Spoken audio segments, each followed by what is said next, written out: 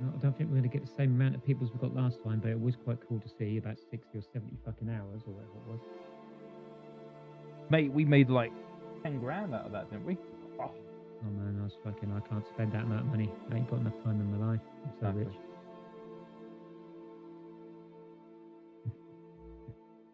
Ain't nobody got time for that. Nobody got time for that money. That money. Nobody got time for that. Why you want so? Why are you so good? Right. It's getting a bit warm again, isn't it? It's getting a bit difficult putting on the bathrobes. It is. Well, it's not exactly warm. Well, okay, it's warm, but it's more humid. It's more like kind of humid sort of temperature, right? Do you know what I mean? It's human. It's humane. Inhumane. Inhumanity. What? In Jumanji.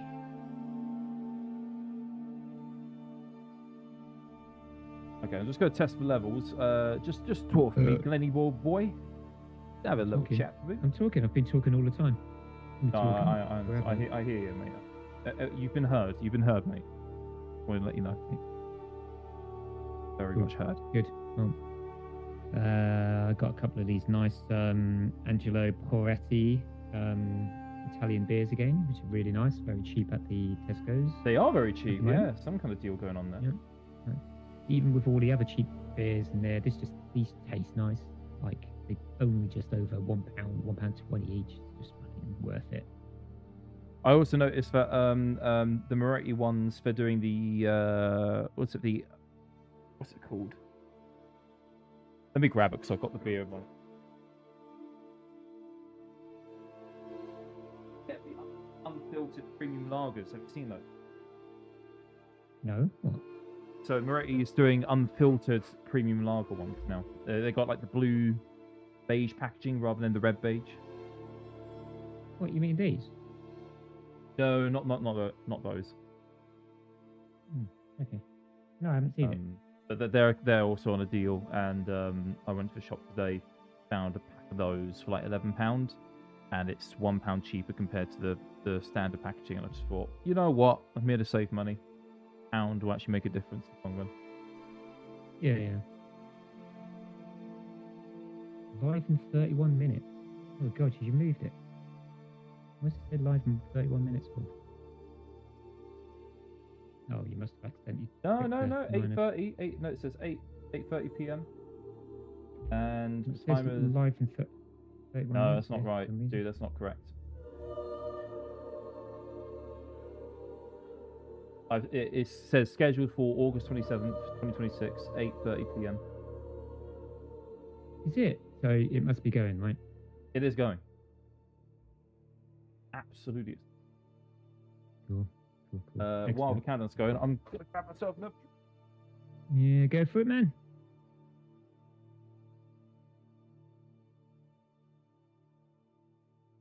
It's gonna be a good night. Good night.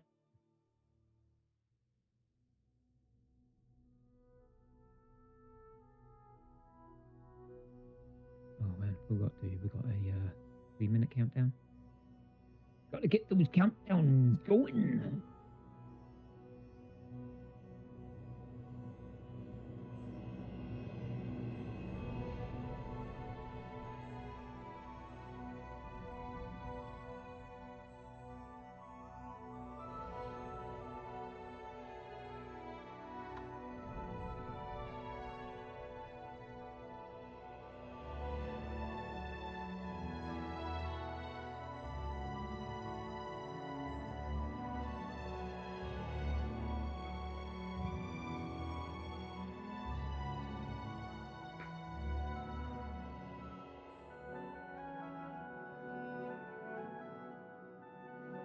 Hello. Okay. Hello. Right, there we go. Cool. Nice. Yeah, I find got a good idea. What? Go on. What is that what you got? It is, yeah. Got a it's Madri.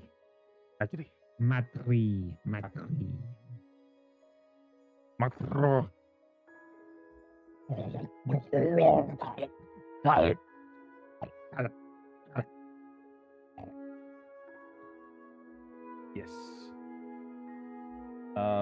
Yeah, I found that the cans. I don't know if it's a difference between the 440 millimeter ones or the compared to the 330s, but I find it really hard to kind of shove these in. Oh, that's what she. Whoa! Yeah. Oh, in the tankard. Yes. I don't know. I've already chatted to Neil about that. Actually, I said to him they could probably do with a fraction of a millimeter wider, just a fraction.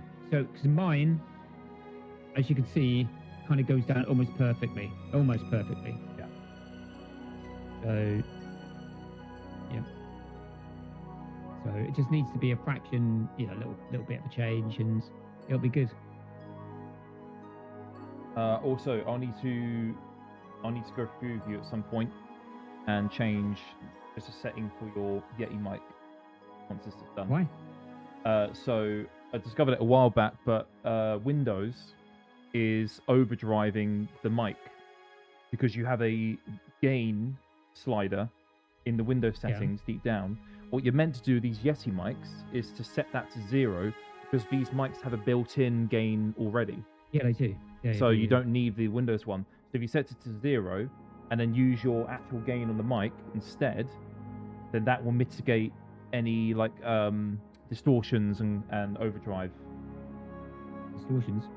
Yeah. So when you sound really loud. Distorted. You sound fucking distorted, mate. Screw you! Screw you! You're so...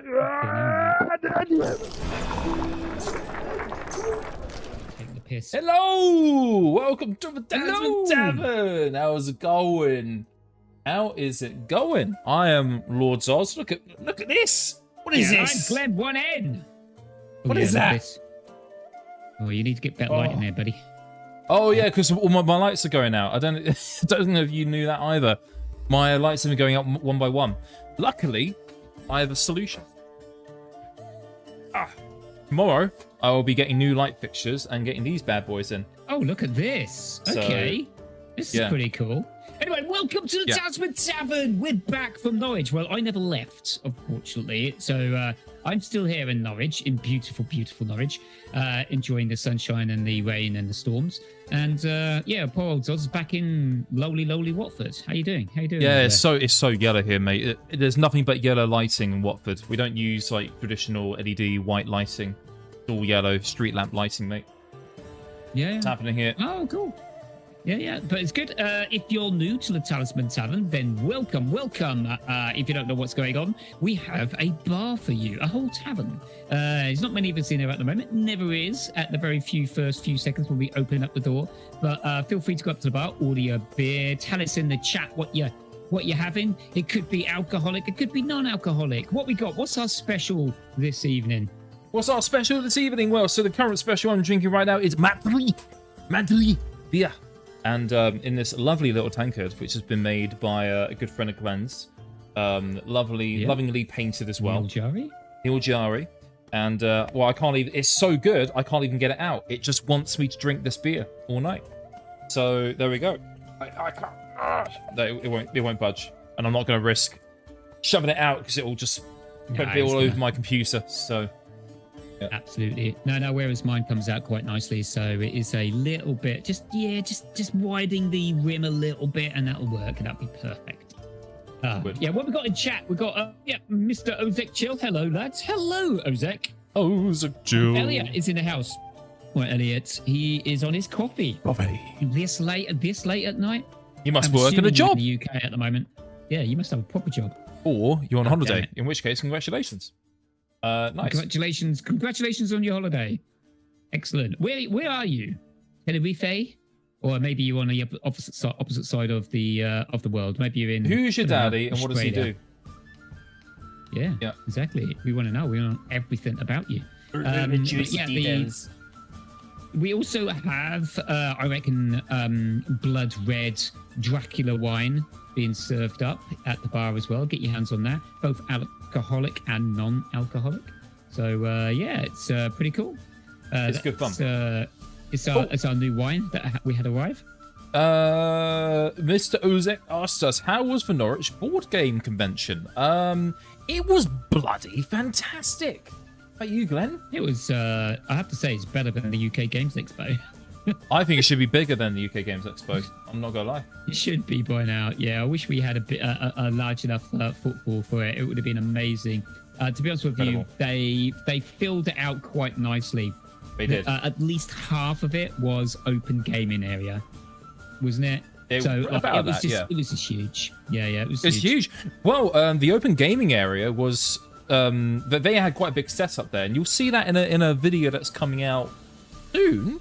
But they had a big area set out for it, and even then they still had to get spare tables and chairs because more and more people were coming, wanting to play games in the hall. Yeah, walking about. We stole our chairs at one point, Zodiac. We had to get them back. I was like, chill. I'll try next year so we can play together. Absolutely, we will. I like at the moment because the Norwich Games Convention is still in its first few years. It's only been going for about maximum 5 years, maybe. So they're always looking for people to come along, promote, and put on a bit of a show, which is what we did. So. But at least for the first few years, we're going to get a nice place to set up. They basically gave us free reign to set up whenever we liked. Yes. And if you watch some of our videos, you'll see that there's another YouTube star. Well, I say another YouTube star. We're hardly stars. But this guy is a YouTube star, actually in the background playing with all of his mates on one of the open gaming tables while we were playing Talisman. Yeah. So, it's all good. Yeah. We're fast becoming a YouTube hub here in Norwich, Norfolk. I don't know if you know this, guys, but everyone in Norwich is a YouTuber. Everyone. They're all YouTubers. Yeah. They did. Yeah, they live their whole life on it. It's like one big, huge, open YouTube experiment. Right it is. Absolutely. If you haven't got a mic and a mobile phone pointing at your face, then who are you? What are you doing? Yeah. Do you even deserve to be in Norwich? I should chuck you out. Send you on a boat. Send you back to France. Yeah. Nice. That's what they do in schools in Norwich as well. All the kids are just live streaming themselves on their desks. Well, we hope not. Obviously, there's an age limit to what you do in there. YouTube. Please don't let that be the future, please. Please. Yeah. It's been good. So what are you guys and girls doing up in chat anyway? Tell us what's going on in your life, if anything. Are you on holiday? Elliot says here he's 6 months pregnant. Oh wow. Well, he's 6 months sabbatical. Start work again in January. In the Jan. Oh, okay. He's still off. Yeah, because Elliot, I think you had a bit of an accident, didn't you? Fell over. Fell down some stairs. Yeah. That's a meme, by the way. And then Elliot says, watching you in my lounge game rig, which I've just finished building. Zods 9800 X3D plus Radeon 9070 XT. Nice. That is pretty good. I don't think Glenn understands what any of that means. Goddamn hieroglyphics. Glenn, all you need to know is that he's got a sweet gaming rig to play Talisman on. Very good for you. I'm very happy for you. I'm still streaming on a laptop. Been moseying along steadily and slowly. Yeah, I know. I'll get an update. I reckon I'll get an update towards the end of this year. Yeah. But I don't think it'll be a gaming rig. It'll only be just capable of playing Talisman on it before it falls over. That's essentially what. You should have bought into it a year ago before the whole using craze in terms of pricing. Pricing for computers now is abysmal, dude. Literally, it's fucking atrocious, mate. The pricing now. Yeah. Nothing anyone can do about that, by the way. So yeah, well, what have we got? What are we going to talk about today? I mean, we're going to do our usual thing of looking through the community posts. We're also going to check out John's website in Tasman Island, see if he's got any new articles. And then we'll delve a little bit into what we actually got up to and what we're making at the moment to kind of show you that content. And then a little bit about what we have planned in the future as well. We've had quite lengthy conversations when I came over to Norwich, Glen, the last couple of days. So, yes. Yeah, what were we planning? Well, okay, well, I guess we'll just make that shit up, be honest with you. We'll make it up, it's fine. Yeah, cool. I don't think we actually talked. I think we just got drunk, so. That's pretty much it. Yeah, that's pretty much it. We talked about what we potentially could do and what we couldn't do. Yep. One thing we could have done while you were over, which we didn't, was rename that Facebook bloody page the board game group Talisman discussion group of discussion talismaning. So we could have done something about that, but we didn't, obviously.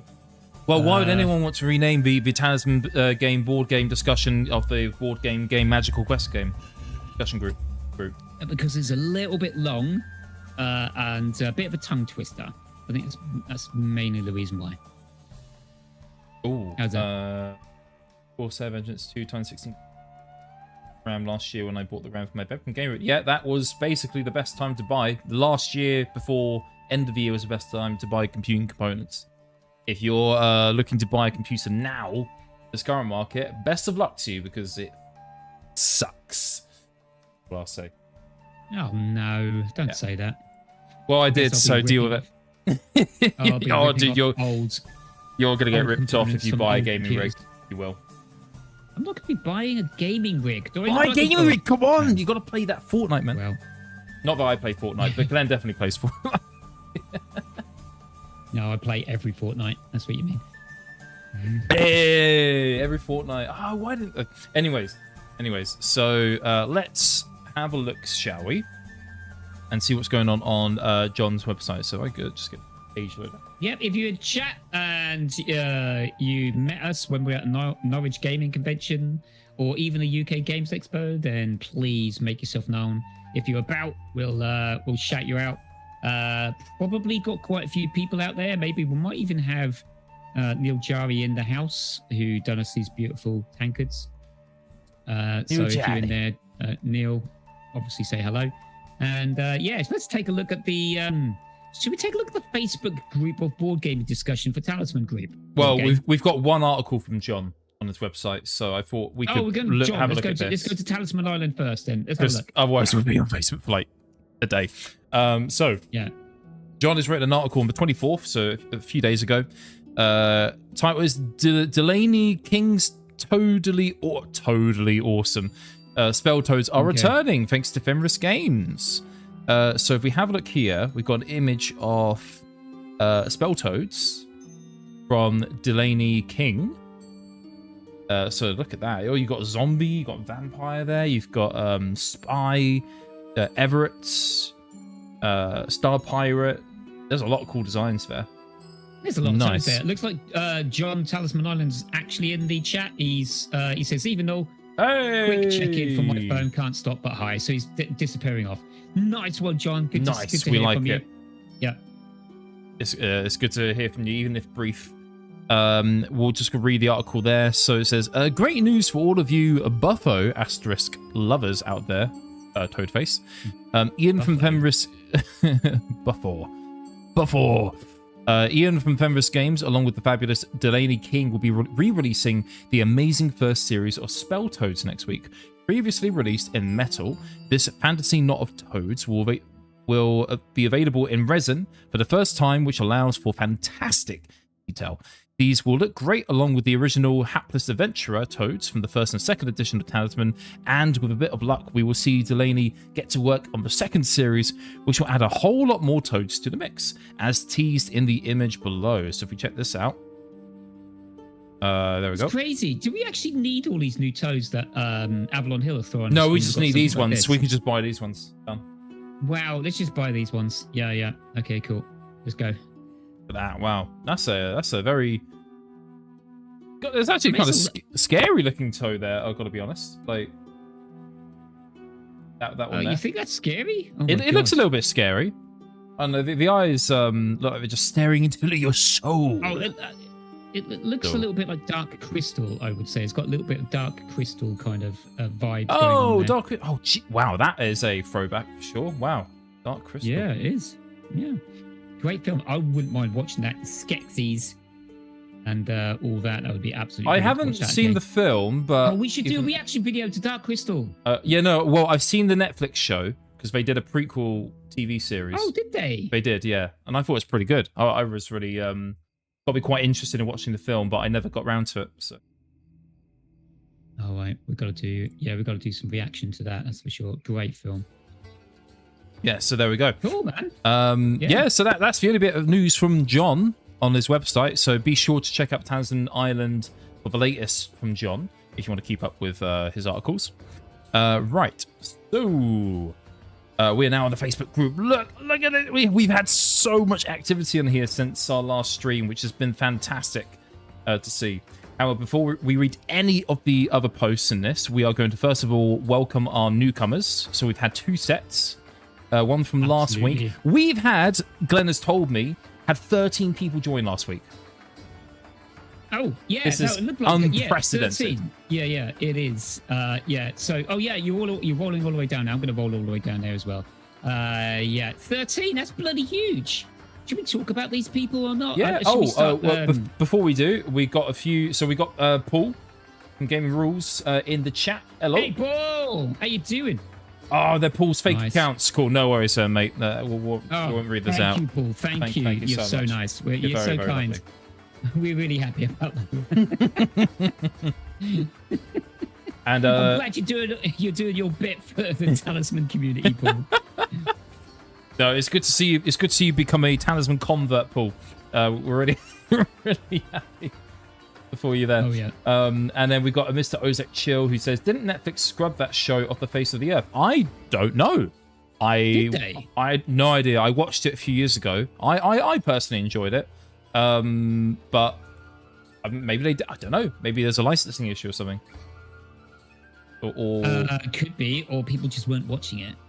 Was it a puppet show like the original? Yeah, it was just like the original film. What not to like about that? Oh, yeah, I don't know. Maybe if we somehow reacted to that, maybe you can be like, all right, this is bullshit, and this is top 10 reasons why this show sucks. Okay, right. That's how I guess that's what we're doing. I will be doing that maybe next week. Yeah, cool. Nice. So let's look at our community here. So it's Thursday again. Last week, not today, and we've got 13 people here. So first of all, we got Jonathan Sheevers, who sat in a chair. Ooh. Nice. Oh yeah, he looks the dude. I wish. Yeah, he looks the right dude, doesn't he? Yeah, he does look like a dude. Yeah. And are we gonna dox him anyway? I guess we don't. I mean, like the thing is, looks too cool. I kind of don't want to touch him. It's all public information, so you know, it's like again we can look at it. Oh, he is in. What place is that? Is that Oh goodness. Oh, hold on. It's not New York. That's for sure. No. It's no, it's not New Zealand. It's Sydney, Canada, isn't it? No. Oh, Toronto. That's maybe. Toronto. Yeah. That's it. That's what I'm thinking. Toronto. Yeah. Might be. Are you in Toronto there, buddy, Jonathan? Let's find out, shall we? Well, there's no. He's not sharing any of his information. He's not sharing anything. What are you not sharing, Jonathan? Why would you do this, John? Are you running from the law? Did you escape America into Canada? Is that what you're doing? Right. Anyways. Yeah, he's bleeding in. Yeah, he's one of the many converts to Canadian ways.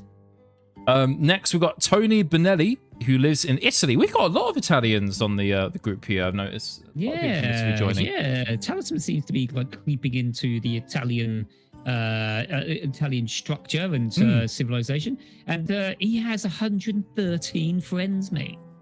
113 friends. Where are you seeing that? All of them probably playing Talisman right now at his kitchen table. Yeah, 113 that's crazy. Player Talisman game. Mental. He's a fan of Adidas, as we can see from other image there. Oh, big fan. Loving a bit of the German Adidas brand. Yeah. Next, we got Jake Amazon Benvenisti. Benvenisti? Right. That's how you say it? Okay. I don't know. It looks... I'm just going to click on this. It looks very similar to the last guy we were just watching. In fact, he looks identical. He could be another... It's a real account, mate. It's 2 real accounts of the same person. Wait a minute. Yeah. Wait a minute. No. We can't let this go by. Is this actually Paul from Gaming Rules? Has he actually created all these accounts? He just couldn't be asked to change one of the... that's definitely Paul. That's definitely Paul, that. Yeah. 100%. Yeah. Nice. I love it.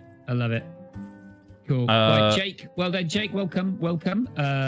Jared as well. We've got Jared who's followed Whoa. by 13 people. There we go. Yeah, Jared. Followed by 13 people. That's a lot of people, mate. Actually followed. Yeah, he's actually. So he's probably got 1,000 friends based on that, but he's been followed by 13, which is really cool. Yeah, that's way more than what we've got. So well done, Jared. Well done, Rosenleib or Lieb. Yeah, well done, mate. Next we got Corby Hyatt, who has a family. Nice, cool, sweet. Could be, or it could be something growing out of his chest there, like totally cool. Some kind of psychic monster. Yeah. Was it Dwayne? It looks like it, doesn't it? It looks like he's got something growing out of his chest. It could be like Siamese twins. Is that the right way of putting it? I don't know. Yeah. I think the other creature to the left there is pulling his skin. Oh my god, that's really painful, mate. It's pretty disgusting, actually. Yeah, and it's standing in the middle of a forest somewhere. So I know. Good luck with that. She could be literally a tumor growing out of his body. We have no idea, Kobe. Maybe that's what you've married to. In which case, she looks lovely. Well done. Well done, mate. You got a good one. He snags one of the real ones. Nice. Snagged a good one, yeah. Cool. Next, we got Julian Fiorini. Fiorini? Fiorini. Maybe I don't know. It could be. Who has a rat attached to his face, which is quite painful. I hear. And there's also a woman's face attached to his face as well. I'm more interested in the rat because a rat that bites you could give you some really, really bad diseases. So maybe go down to your doctors, get that checked out there, buddy. Yeah, but you might also become Ratman. Oh, you could only if it was a radioactive rat, then you could become Ratman. Yeah. Who would not want to become Ratman? It looks radioactive. I don't know about you, but it looks kind of there you go. Well, okay, well, maybe I don't. Anyways, we got Slockery Frady, who is a blank grey person. Oh, Flockery, a man or woman of mystery. We love it. Is that Flockery Shrady? Do you reckon? Do you reckon it just reverse the first letter of each name? Oh, so Flockery Shrade. Oh, I see. Yeah, absolutely could be. Yeah, could be. What's going on in the chat at the moment? You've just got 13 new members. You can't change its name now. If anything, make the name more talisman-y, discussion-y, boardy. Oh, okay, Ozek Chill. That's what we'll do. We'll have to extend it a little bit. Maybe actually just put the acronym in there. What is the acronym for this? Would it be for this? Oh, TBDG. TBDG. TBDG. Oh, I like it. TBDG. We can call it TBDG. TBDG. You wow. TBDG. TBDG. Nice. Love it. That should be a meme. Cool. That should be a shirt. Okay. Next we got Dean Doc Khan. Dean DC Khan or Khan. DC Khan. All the way from Hampshire, Winchester. Studies bachelor's in paramedic science at the Bournemouth University Gateway building. Damn. Well, it's better. I hear it's a better university than the Tesco's building. And Sainsbury's too. Yeah. So well done, mate. And studies is good. And you got the old beard going on. Loving it. You're looking pretty cool there, Dean. Is he dean of that? Do you reckon he's dean of the university? Dean, he is. No, he would be. He would be, absolutely. He would be absolutely the dean of the university. Yeah. No questions asked about it. Next, we got James Kendall, co-director at Woodland Classroom, studied at Cumbria Institute of the Arts. Nice. Okay, what's he doing there? Is he blind? Is his hand on fire? He's setting a forest on fire. Look. He's one of the people setting all the bloody the whole of the forests and all of the grasslands. Well, yeah, he got a PhD in that. Like, come on. Got a PhD in arson. That's basically not good, mate. Change your career, mate. We're here for you. If you ever need any help, then obviously just add us as a friend. Guys, look. It's all about nature and connection, forest school, well-being in the woods. We all know that at the end of the day, the woods have got to go up a light. They've got to be set alight. Got to do. Yeah, absolutely. Here we have we now have arsons within our group. That's great. Thanks, James. We love it. We love to see it. Cool. Yeah. Nice. Cool. Maybe you can like burn all the wood spaces in the outer regions, so Glenn can't use that bloody elf character anymore. Whoa! Yeah, Whoa! maybe that's what you could Wait a do. mingetNo. There's always rainfall in the woodlands, in the elven woodlands, so it'll. There's always snuffle out rainfall. fires. What is it? Piss in Always there or rainfall. something? Is it you getting your like piss out? Is that what's going on? Like, What the hell are you talking about? No, because it's magical clouds. There's a lot of elven druids. They know where to put the water, and the water is over our. yeah. Oh yeah, they know so- where to put the water, right? Nice. Wowzers! Nice. There you go. Cool. None of these rumors are true.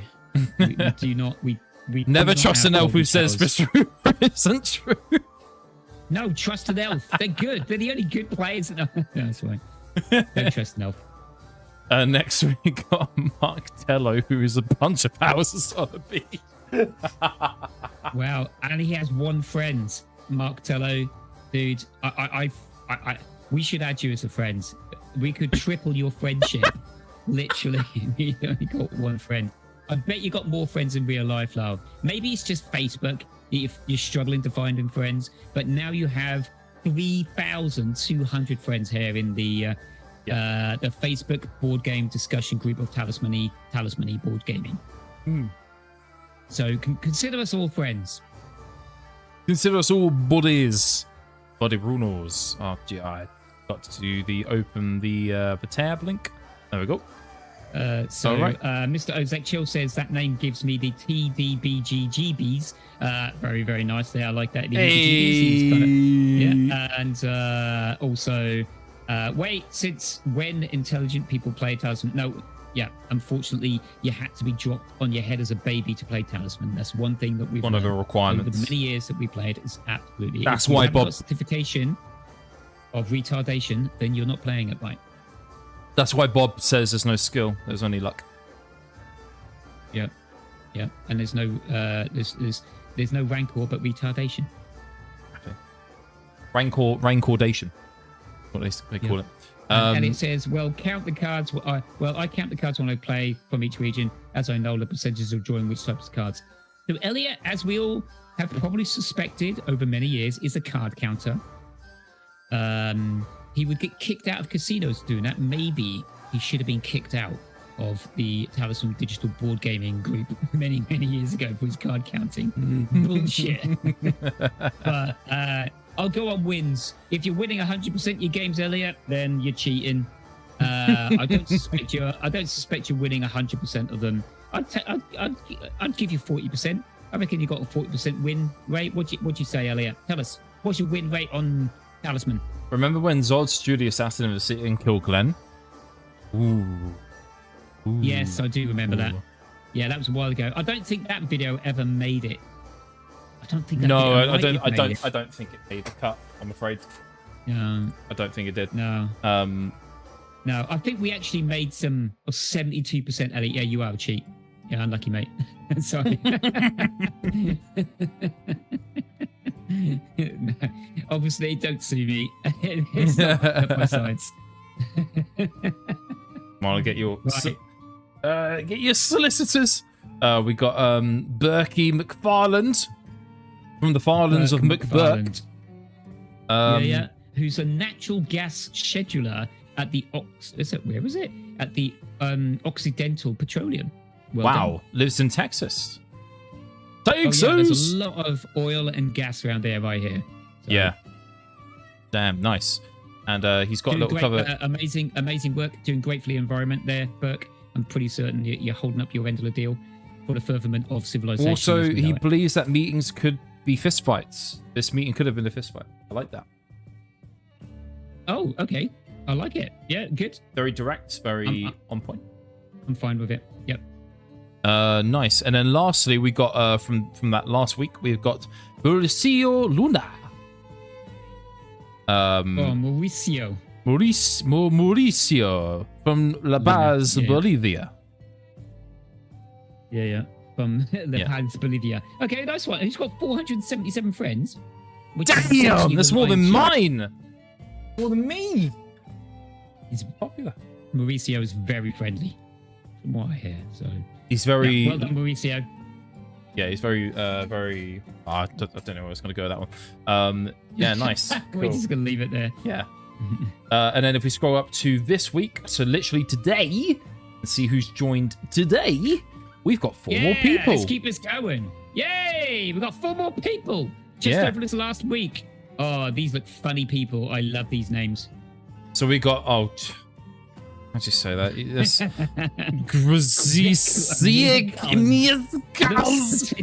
potentially Polish. Potentially Polish. Dude, we don't know, for sure. followed by 28 people. Whoa, Boom. this guy's famous. How you do it? Damn it, man. How you do it? This guy is more famous than Madonna in Talisman. So basically, he's Talisman Madonna. And yeah, I'm glad. I'm really happy for you, mate. And he doesn't even need to use 2 arms when he's standing. He can stand with his. Look at this photo. Look at this cover photo. Are you serious? Look at Is that. this the guy. That's him. Wow. He doesn't care. What a He doesn't care legend. about his own safety. He's a legend. Yeah. Wowzers, man. Ledgers? Ha, whatever. That's what he's going for. There you go. Ozek Chill. It's Gregor's Majek Karls. Everybody knows him in Poland. Apparently, this guy's famous. What? Okay, well, yeah, exactly. Nah. Well, anyway, congratulations for joining the board game discussion Talisman-y Yes. groupy Talisman. Great. Maybe you can help I us said make us great. famous in Poland. Maybe. Yeah, how would you do that, by the way, Grizik? How would you do that? Sell an Would you off-brand make us version of famous? Talisman. An off-brand version of the Bathrobe Boys. Yeah. Can you imagine? It'd be brilliant. Oh, if I ever come across that on YouTube, that'd be the best. A couple of Polish geezers be incredible. wearing bathrobes. Presenting. Please do it. Please do it, Grizel. Please, Honestly, please. I'd be your best friend forever if you'd done that.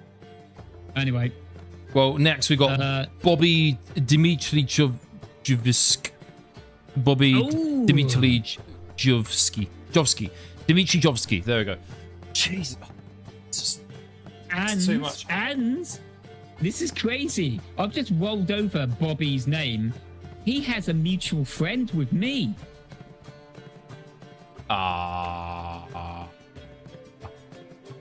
He does? Yeah. So Bobby knows one of my friends in Facebook. Oh. Who? I mean, who? Well, I'm not going to mention the name. Obviously, I'm not going to be mentioning people. So okay, I'll mention. No, I won't mention his name, obviously. But I kind of understand where he's coming from, because the friends who is friends with this Bobby does a lot of miniature painting. He's very good at it too. So create the business, and actually, you know him. And he used to be in the pub that we used to play board games. You remember? And he's now no longer residing where I think he's residing. Yes. There you go. Okay, we've done enough. A semaphore. Cool. But yeah, very good to have you here, Bobby. I see you running in good crowds of good people. So well done. Well done for that. Damn.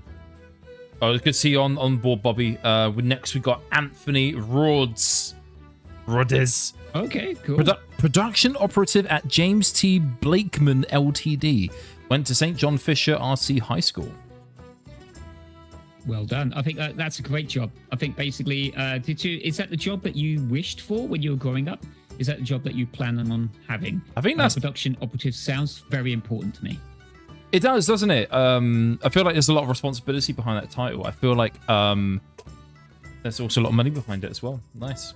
Oh, I bet he is. I bet he's rich. He looks rich as well. Have you seen his photo? Yeah. Yeah. He's happy. He's a content He's a man. rich boy. He knows what he's doing. Absolutely, 100%. Exactly. And now he's spending all of his ill-gotten gains. Now he's absolutely beautifully gotten gains on Talisman stuff. So yeah, congratulations. Welcome to the party, Anthony. Well, may I call you Tony if you're rich? I'm taking Tony. Well, if you're rich, and my name is Sir Zods, or Lord Zods, as you know. Anyways, last but not least, we've got Stephen Lee.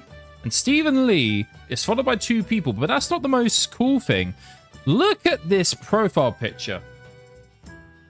Wow, what do you do for a living, Stephen Lee?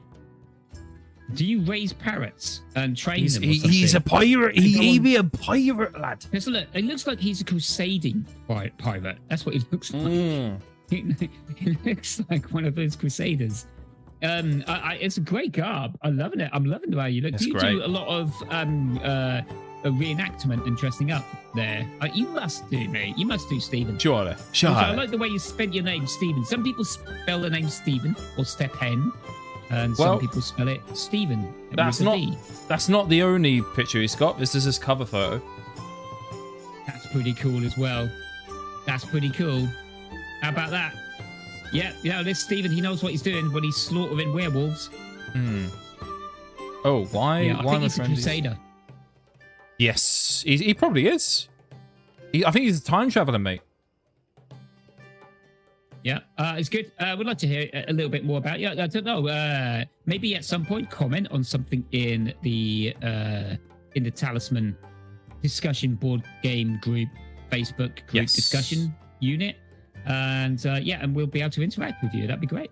How about that? That would be brilliant. So yeah, thank you all for our new joinees.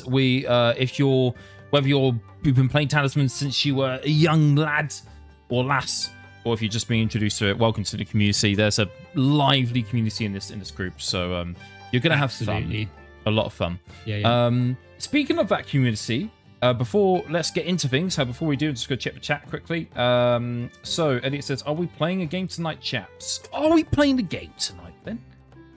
I don't know. If it's not too late, then maybe we do. We've got a lot to get through, but we might play. Yeah, we've got lots to talk about, including what we got up to essentially in the games convention, what we played and stuff like that, and what we thought to it. We're not going to give away all of our secrets, though, because we do have a whole bunch of videos coming up very, very soon. Hopefully over this weekend, we might be able to get a video out, maybe by the end of tomorrow. Maybe. I've got a very, I've got one which is almost finished, so. Yeah, mine's going to take a little bit longer. I'm hoping maybe by the weekend, end of the weekend, or beginning of next week is the schedule. It's looking like my vids. But we'll talk about that in once we get through all the community aspects. So let's have a look. We got a lot of posts, folks. So strap yourselves in, get a beer, get a table, a drink from the bar, or some popcorn as well, if that's your fancy. We got a lot to go through here, so let's do it. We got Pedro Wayne. This is from the 14th of August onwards. He's just getting things set up and introducing Talisman to my daughter's friends. And my goodness, that is how you introduce Talisman to your daughter's friends. Oh my god. Are you serious? Wow. Are you just like, this is a major flex right now, isn't it? Massive flex, right? Just play this game. Oh, wait a minute. You could have got Monopoly out. You could have got Scrabble out or something like that, or maybe a game of Connect 4. You just literally launch this on your daughter and your daughter's friends. Yeah. This is crazy, my friend. Wow. What was the message again? Just getting things set up. Like he does this every single day. Like this is normal in your household. Just setting up some Talisman and introducing it to my daughter's friends. Look at it though, mate. Look how absolutely complicated. Would you love to play on this? Well, let's have a look at the photos. So there we go. That's the gang. That's the gang who I assume turned up to play. There we go. That's pretty cool. And that's the box there. Okay, look at that. Which one is Pedro? Which one's the daughter? I'm assuming Pedro is the one with the beard. Gotta be right. The daughter is the one who is giving the peace signs in the background. But I can't quite tell because, if that's your daughter, then maybe get a DNA check, mate, on that one. Because that's very different. I don't know what's going on. I don't think that is him. I think he's taking the photo. I think Pedro's taking it. Yeah, I get it. Oh, actually, you're right. You're absolutely right. All of these look up and appear to be the same age. So this is how you introduce Talisman into the younger generation. You spend 3 million hours building a Talisman game and just literally launch it on them. These guys look like they're about to have the best game of their lives. They probably did. I mean, dude, when you get presented a board that looks like that, oh my god, you are 100% gonna have the best. I haven't even game liked of Talisman. I've just liked it. This is pretty cool. Let me do that as well, because we should do. Oh, 55. Yeah, absolutely. He deserves it. Oh, there we go. Yeah. Nice. There we go. George. Oh, yeah, Dr. Fit. I know who you are, Dr. Fit. He says hello. It's George. It's George. We know who you are, George. Yeah, late to the party. Don't worry about it, man. We were waiting for you. We're just looking at these beautiful, beautiful boards, which are designed and built by the fans of Talisman. This is where it's at, mate. This is where it's at. 100%. Let's check out some of the comments. I want to see some of the reactions to this. So we got Camille saying amazing. We've got Dwayne saying awesome.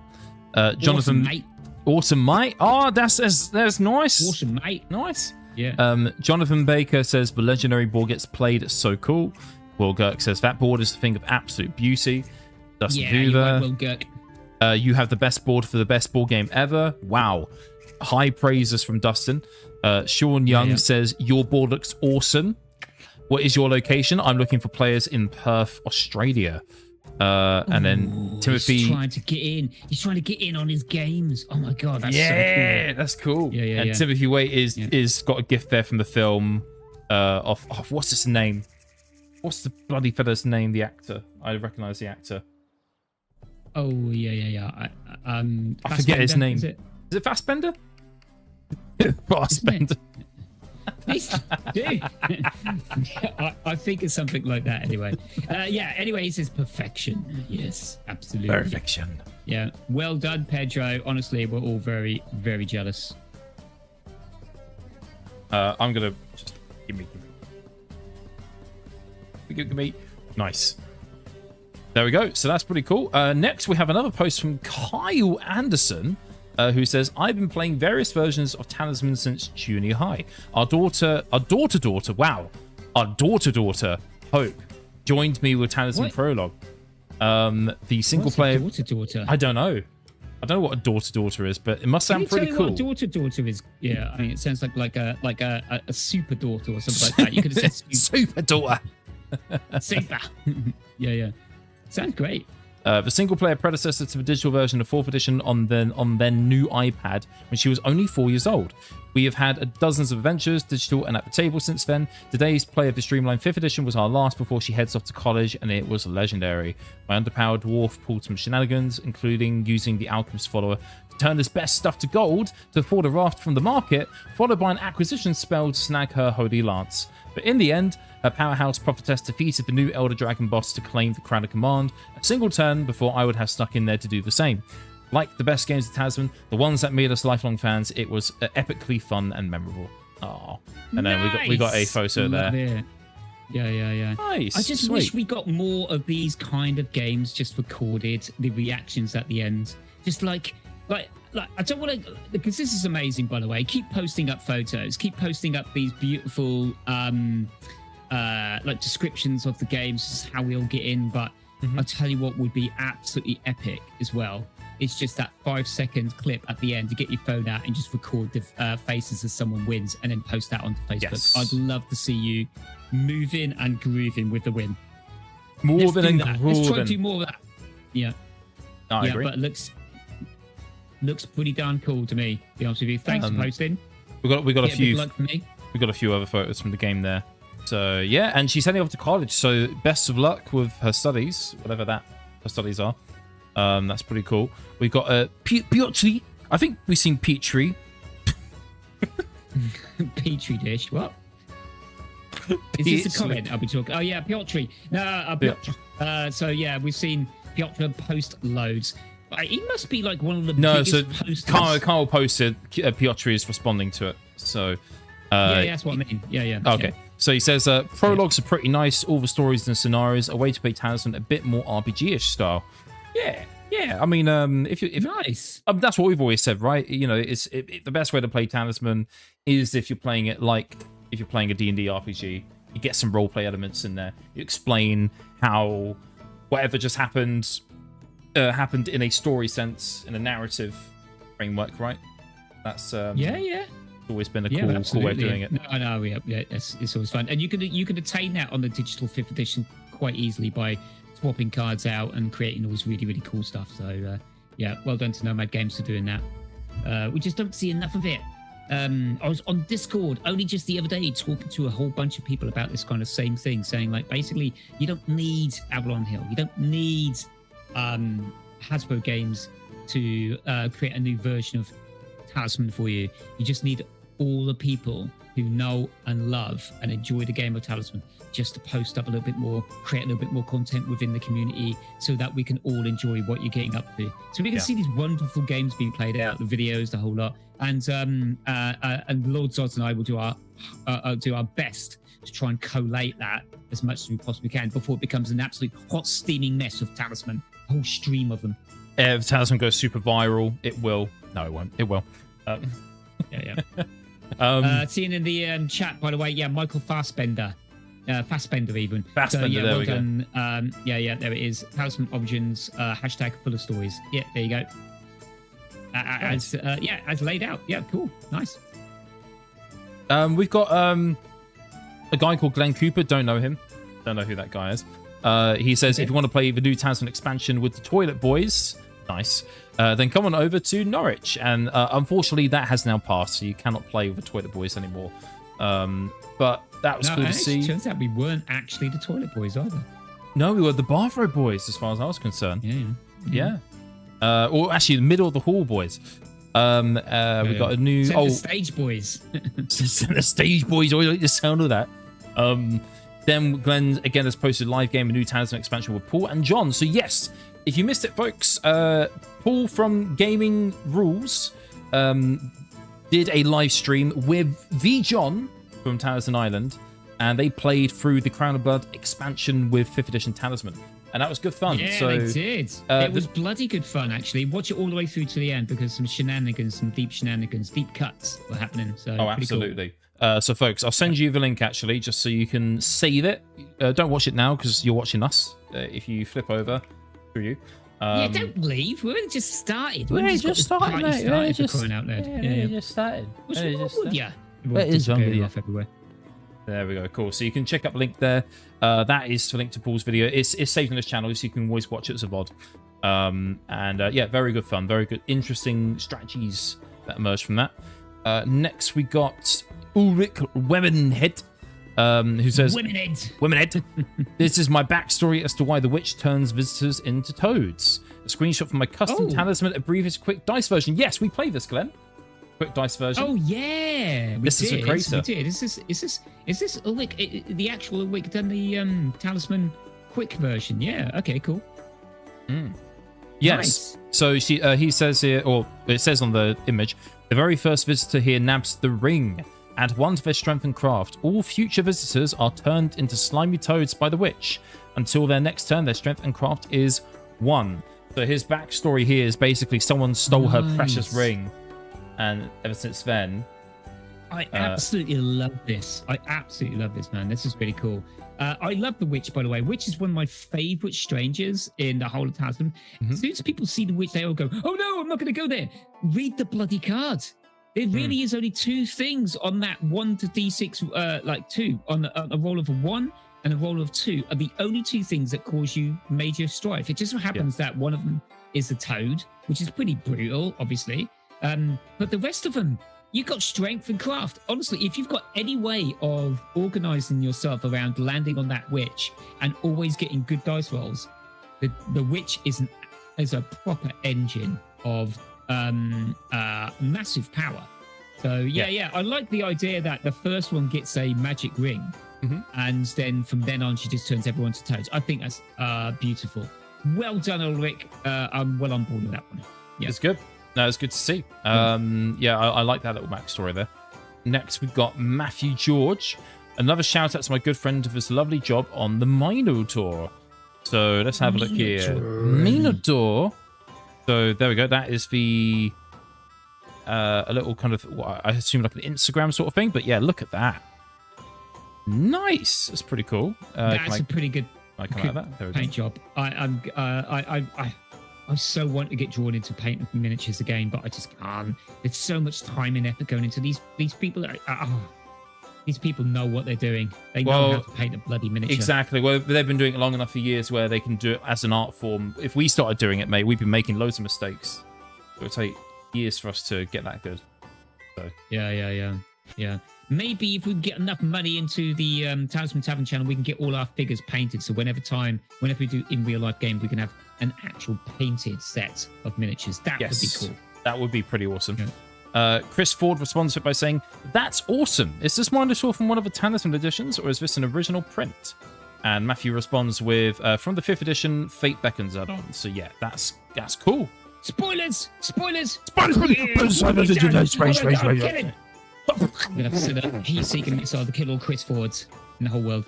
Well done, you screwed it up. Now everybody knows there's a Minotaur in Talisman 5th edition. And Zods is dead. Yeah, so anyway, great. I'm gonna like that. I've got a big old fat thumbs up for that. That was really, really cool. Loving Zods. Are you still dead? How long are you gonna be dead for? I can see you move. I can see you move. Oh, sorry.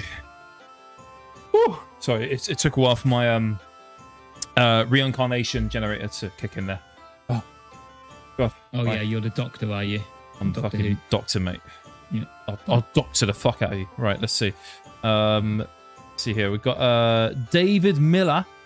Who says, with 4th edition expansions being expensive, is there any word on 5th edition having corner expansions? Sorry if I asked this before. Never apologize for corner expansions. The more you ask, the more you shall get. Obviously. Yeah, the squeaky wheel gets the grease, as they say. Now, lots of thumbs up and lots of comments. So you almost got ratioed out of existence, which is pretty big in the Talisman discussion group of board games and talismaning. I've yet to see a full-on ratio, but I would say this question that you just asked is potential for probably the first ratio to questions we're ever going to get in the whole of this group. I think so, yeah. Congratulations for not getting ratioed, but I'm looking forward to the answers, because the answers are going to be beautiful. I got a good feeling. Let's see, so... Glenn, I'll let you. We'll take this in turns of this, shall we? Because there's quite a lot of comments here. You want to start with Barry Cohen? Oh, not Barry. Oh, God, not Barry Cohen. Well, someday, hopefully, there will be a 6th edition that will go up on GameFound or something like that, and then we get everything all at once, like $200.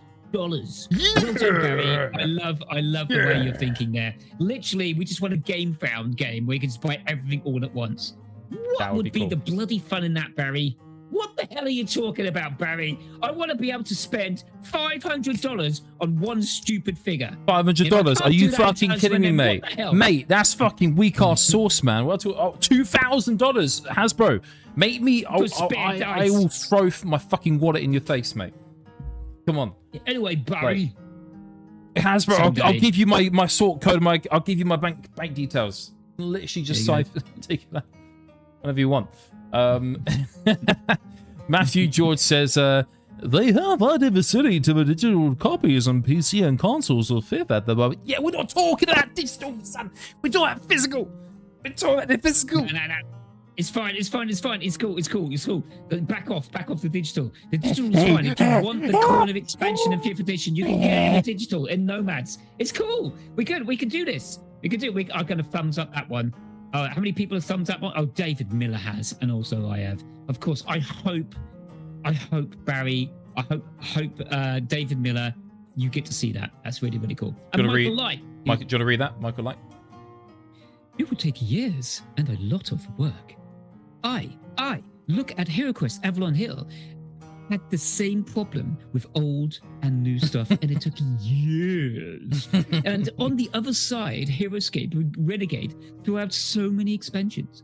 This is laughable. Why the Kickstarter failed with 300? Now people would spend all $3,000. Yeah, that's what I'm talking about. $3,000. Bruno. Yeah. Well done, Michael Light. Definitely pointed out everything that was on our minds, and we appreciate it. Do. Kirsten Hamilton says, I think that they are staying away from corner expansions this edition. We may have to wait until 6th edition, but they'll give us a one-off. What the hell is going on? Why are we waiting for 6th edition? None of you bought 5th edition yet. Hardly any of you own it. We can't just skip an edition. We have to buy the 5th edition. At least buy the 5th. Come on. Right. We're not even getting anything out of this. I'm just like, are we in 6th edition mode already? That's what I'm asking. I don't know. Is that what's happening? It sounds like everyone's like, just wait till 6th edition. It's only 10 years. That will go by quick. Everyone's given up on 5th edition. It does sound like it, doesn't it? God damn it, guys. God damn it. Do you want to read Greg Prendergast? Greg. I think, Greg. I was wondering the same things. The stuff they've been releasing makes the game different, but what about the stuff that flashes out the base game? We need more adventure cards for the base game. Spoilers, we also think the same thing. We do. In fact, we arrived at that exact realization when we played the latest expansion. Yeah, we'll talk about that when we talk about that part of the... Yeah, but very good. Greg, very, very good stuff. Greg. I think you've done quite a lot of posting on here, so thank you very much for all your comments, all your likes and stuff like that. Gonna like you for that. Really cool. David Miller responds to him by saying, the carnivores are what's stopping me from getting the 5th edition. Got spoiled on the digital version with everything. Ooh. David Miller, obviously the OP, the original poster here. We completely understand. There's a lot of people who say the same thing. They are holding out. They just don't want to buy 5th edition. They can't. But 5th edition at the moment, you can probably pick it up for about $20, 20 quid, whatever you want to do. And all of those additional miniatures are worth it. That there's 12, I think, or 13. Yeah, I think it's 13 miniatures in there. And you get the dice. For that small amount of money, you can add paint, move on to other talisman, like talisman editions. It's worth it even just for that. But trust me, some of the expansions that have come out for the 5th edition do make sense. They are good fun. They are very good fun. We've got Anthony Patrick as the last commenter here. Do you want to read that?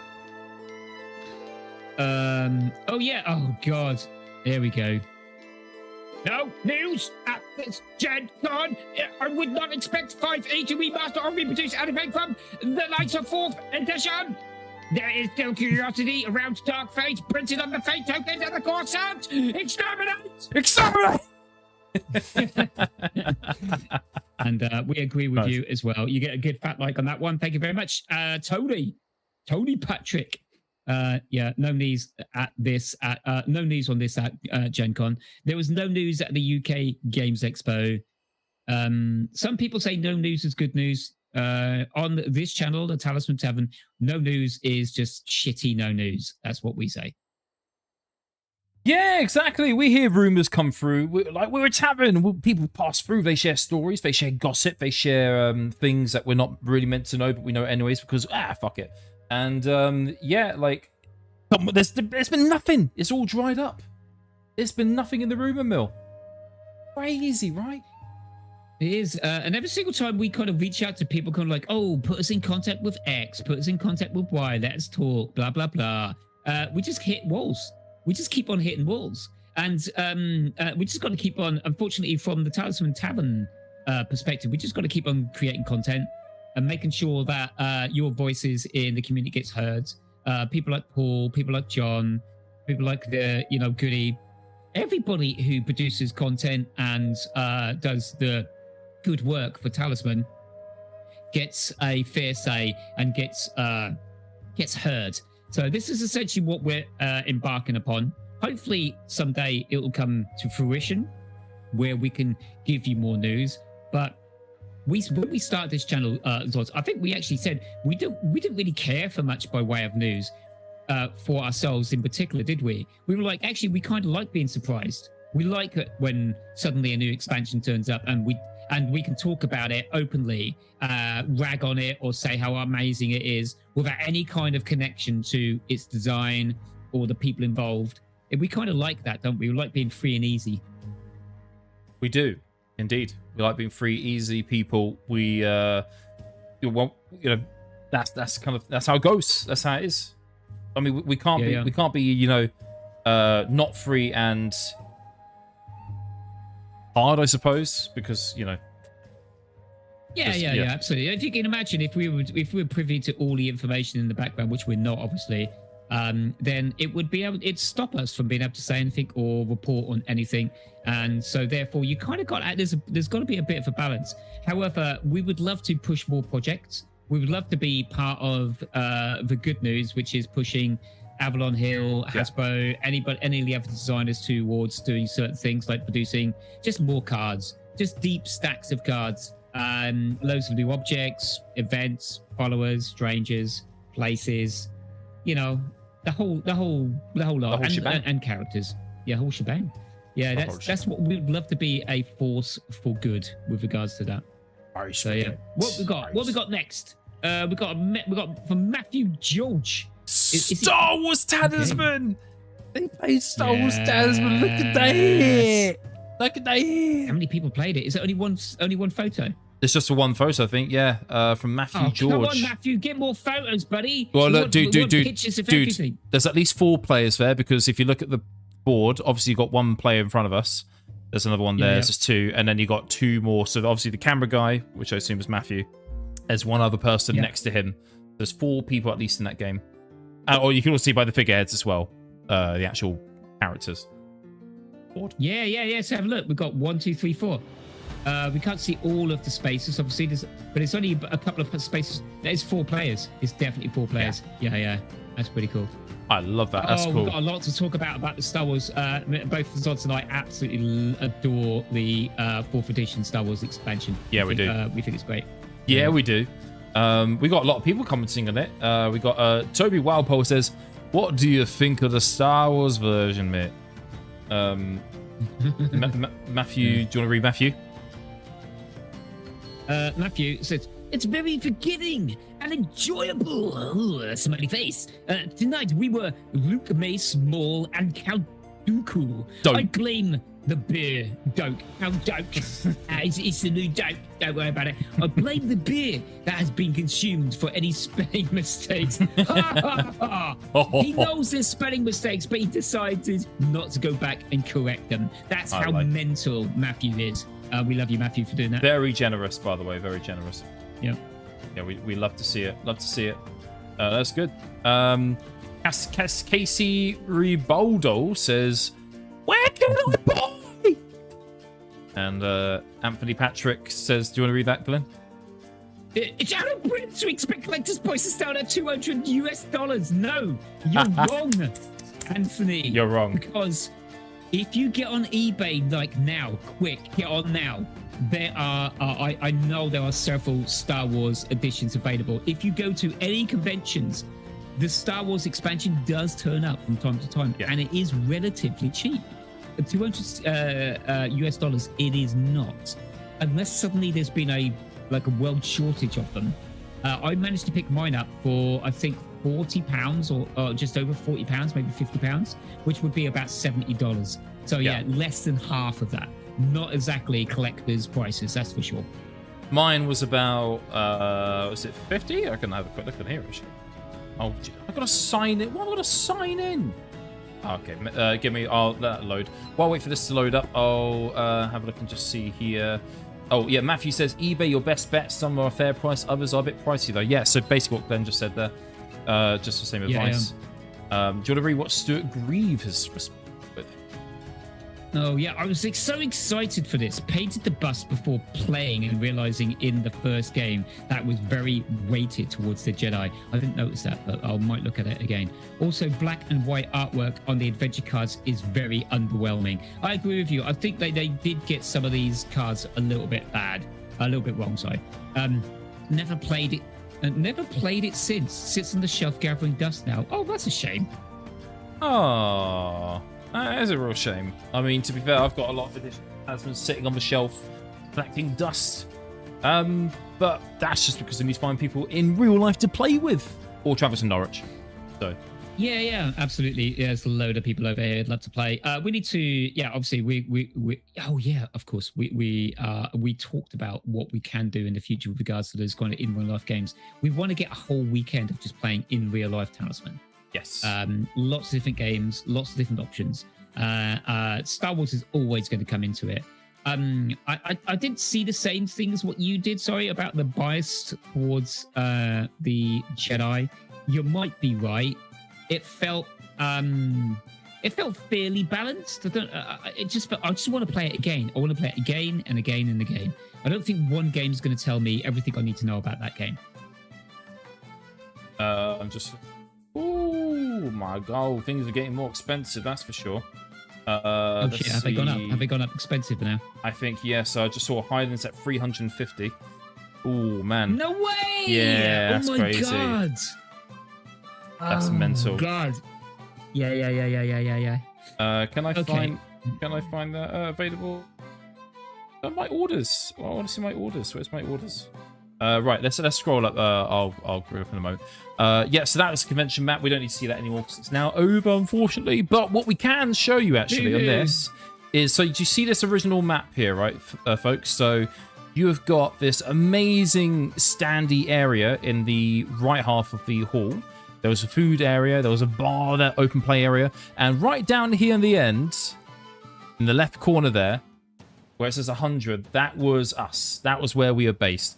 Now, obviously, WC means toilets, and we were practically sat next to them. However, we did manage to rearrange things to not be sat next to the loos, but rather sat near the open play area.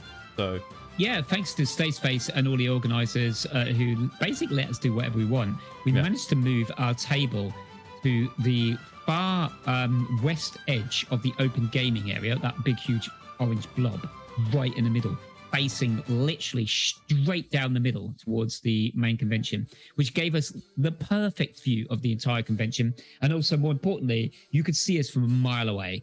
You could wander over, you could hear us screaming with laughter. So we got lots of people walking by, having a look to see what we were up to, and introducing themselves because they've seen us, or they know of me, or they know of Zods or something.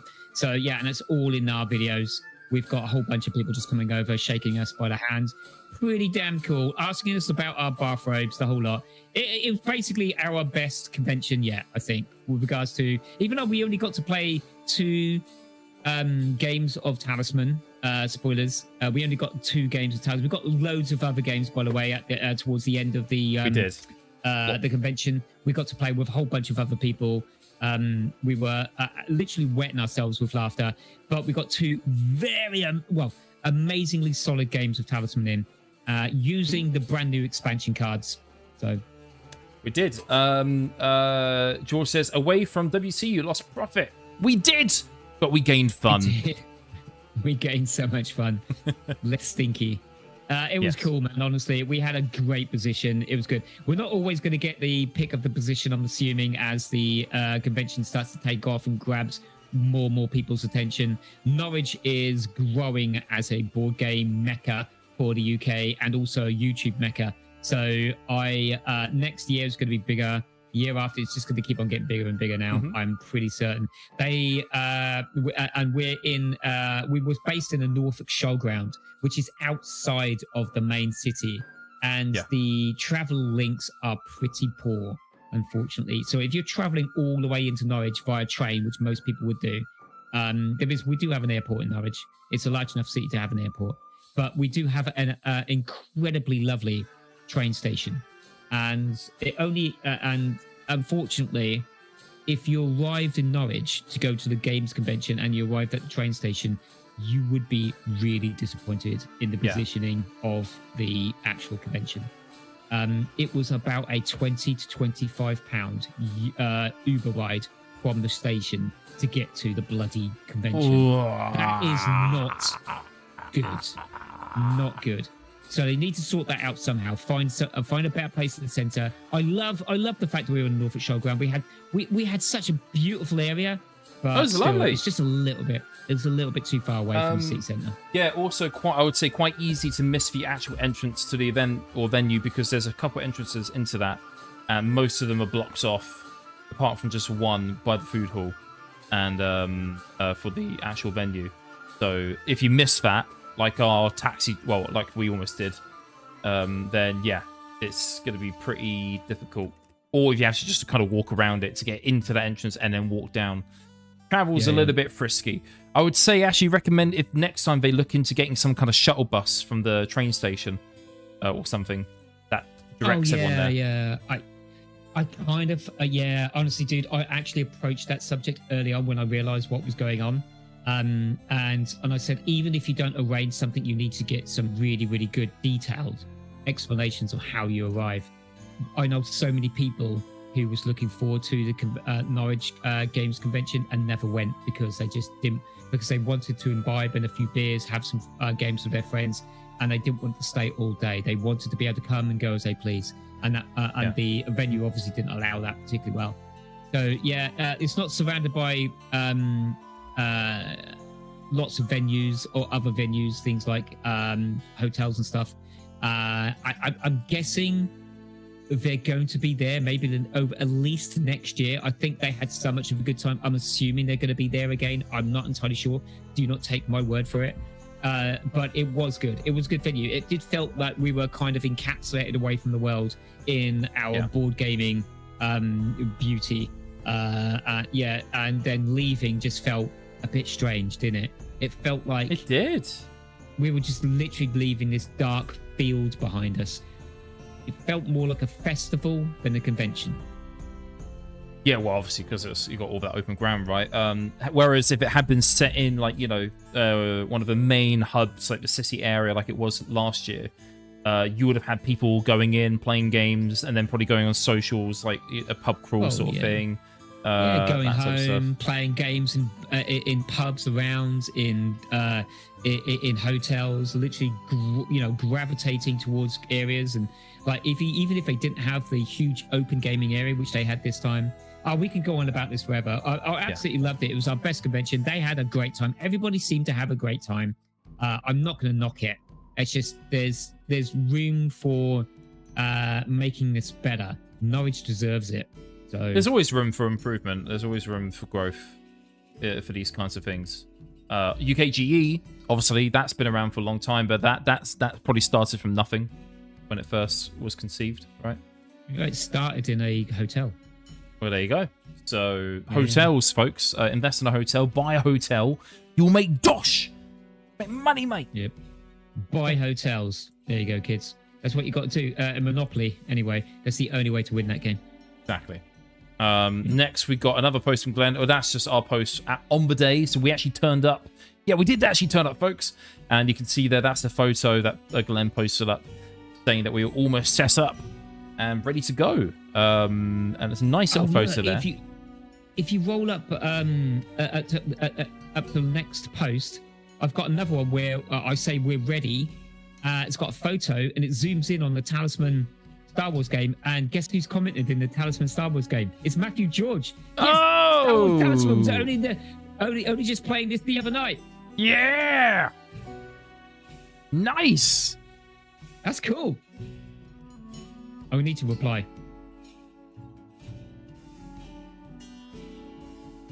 Oh, damn it. I forgot to hit the... No. Let me delete that. There we go. Yeah, nice one. Hopefully, Matthew George, hopefully you enjoyed yourself. It looked like you enjoyed yourself. I love that game. It is fun. You got to get it out. So what's George saying? At some point, the whole expo is going to be dedicated to Talisman exclusively. Yeah! That's the way to think. That would be the dream, wouldn't it? That would be the dream, is having literally a Talisman-specific convention. Or if you couldn't get it that big, I don't think we'll ever get it that big, unfortunately. But, sorry, I don't want to ruin this dream. I'm not talking that. Sorry, don't kill me. Are you serious? You know that if someone launched a Talisman convention alone, I think it would work. You know it. Okay, so no, I would love that. I think if you had, imagine in UKGE, one of the halls was entirely booked out just for Talisman. No, we'd have to do it ourselves, man. Honestly, you'd have to take it away. Oh, I know. Take it away. Yeah. So we do a Talisman convention thing. Yeah. We do a Talisman convention. Yeah. We find somewhere where we can set up loads of bloody tables. Get a few people who want to sell stuff like dice and stuff, which is more related to Talisman, not so massive. A little bit of food on the go, little bit of beer on the go, and that's it. And just have like 6, 7, 8, 9, 10, 20 bloody tables of Talisman all playing all at once. I've got the venue. We talked about it, but it's going to be tough, man. Honestly, yeah, you do have the venue, And I got the transport. your transport is really cool. You're literally within walking distance of some really big train stations. Walking distance. You've got bus routes. You've got car journeys as well. Like you got access right to one of the big motorways of the country. Yeah. One of the train stations nearby is a big commuter train station. So Literally. Yeah, if you know anything about the M25 in the UK, which is the ring road that surrounds London, Lord Zoz is literally positioned right on it. Right next to one of the major junctions. So not just the ring road, but also the M1, which is Britain's first motorway, that connects London to Birmingham. Well. I'm right in that junction. So literally the best transport access. The only downside is that it is a bit in the country. As in, what I mean by that is there's no there are pubs in the area, but they're a bit of a walk to get to. There's one you can actually, to be fair, you can probably cab it. Like there's one 5 minutes away that's easy to get to, have it. That you can then play board games in. But I mean, we've done conventions and things here for other stuff, so it would not. No, you'd have to lay on some. I don't know. Do you do? I don't think you have a license to serve alcohol where you are. No, we don't. We used to, but we don't anymore. No, that would be that would be a killer for most people. So you would have to bring your own drink, yeah, but you could sell food, couldn't you? So food's not an issue. Yeah, food. Yeah. Other drinks are fine. It's just beverages, like alcoholic beverages, can't sell. But people can still bring them. Yeah. So. Yeah, there you go. That's one for the future. Maybe we'll have to talk about that at some point. Fuck yeah, we'll that'd be cool. See what happens. Yeah, that would be cool. Oh, also there are so there are hotels in the area too, very easy to get to, if people needed to stay somewhere for the night. Like that is. Come on. It's set up for it. It's set up. It would work. It would work really, really nicely. Yeah. I mean, maybe we need to have a talk with Paul from Gaming Rules, because he has his own convention that he does every single year, which he fills out. Maybe get some tips and hints from him. And by the way, in case if you're interested, we also have the Bottled Imp Ken, who actually Boiter, who lives on the doorstep of where Zods live as well. So we would definitely be able to get Ken involved. He would love it. We'd play, dude. Because he love it. He sells. He obviously sells his own games. I believe he's got his own books. Does he sell books? Oh yeah, no, he's got his own book. Yeah, so he would love it, because he could have a place if he wanted to sell that as well. And that's what we've done in previous conventions. We've given creators the opportunity to sell their goods in certain rooms. Yeah, there you go. Nice. Sweet. Let's keep rolling up. I think Matthew George has done another post, mate, for crying out loud, 5 days ago. Wait, what? Keep going up. The Zaga continue. Oh, that's us. That's one of our catch-up videos, I think. Yeah. That is. Yeah. We got a lot more from Matthew George. Yeah, here we go. So Matthew George saying, getting ready for an adventure on 4th edition tonight with the Hand of Doom ending. There is 5 of us tonight, and look at that. That little setup he's got. Man. Is that like 4 tables? That is 4 tables put together. That is. Yeah. That's someone who's desperate to have a big game of Talisman. Yeah. The 4 tables are like, I mean, I can see, and they actually look like they were built in the garden or something like that, and specifically erected for a game of Talisman. And they're all at slightly different heights, and it's caused this like craziness for the board. All the board pieces are all lifted. There's big gaps in them and everything. I know it's very DIY, but look here. You can also see. You see where the player character cards are? He's got little plastic cutouts for things like the stats and whatnot. You see that? Yeah, I know. All these people spend so much time. Why don't we? Oh God, we're so. We can't lame, afford it, mate. We can't afford it. Yeah, and we don't have the skills to make our own stuff. We just create content. That's all we do. Oh, is that a lighter? Is that like on the side there? So you set fire to the game after someone wins. So basically, you set fire to it, and you have to buy the whole game again. $3,000, dude. The ending. So Matthew George in the comments says, "Just finished. Everyone died. One was rolled on the hand of doom." After all that, 3.2. What is that? 3-hour game. Everyone died. Oh, so update hour 3, second game. 2 have died, and now... Oh, saying, let me do this chronologically. Yeah. Update hour 3. 2 have died, and now on their second player board is littered nowhere is safe. And there's another photo. Wow. The guy on the right with his hands. Cosplay that. It's like, what have I got myself into? Like, I spent the whole day doing this. And I'm dead? What the hell is going on? That's Talisman. That's Talisman for you. That is Talisman. Yeah, so only a 4-hour game from Scott. Yeah, so only a 4-hour game then. Literally everybody egging each other on to play the longest game of Talisman. Now, we might have some news about the longest game of Talisman ever, mightn't we? So that was one of the things we talked about. Indeed, it was. You're right. It is one of the things we talked about. We got Scott Hudson saying, so only a 4-hour game then? It's only 4 hours. What's wrong with you? Only a 4-hour. Yeah. Fucking hell. That's weak ass numbers from a Talisman game. That's for sure. You need to pump up those numbers. And then quick. Toby, do you want to read Toby's? No. No. No. Oh, okay, cool. So Toby, he's okay. That's fine.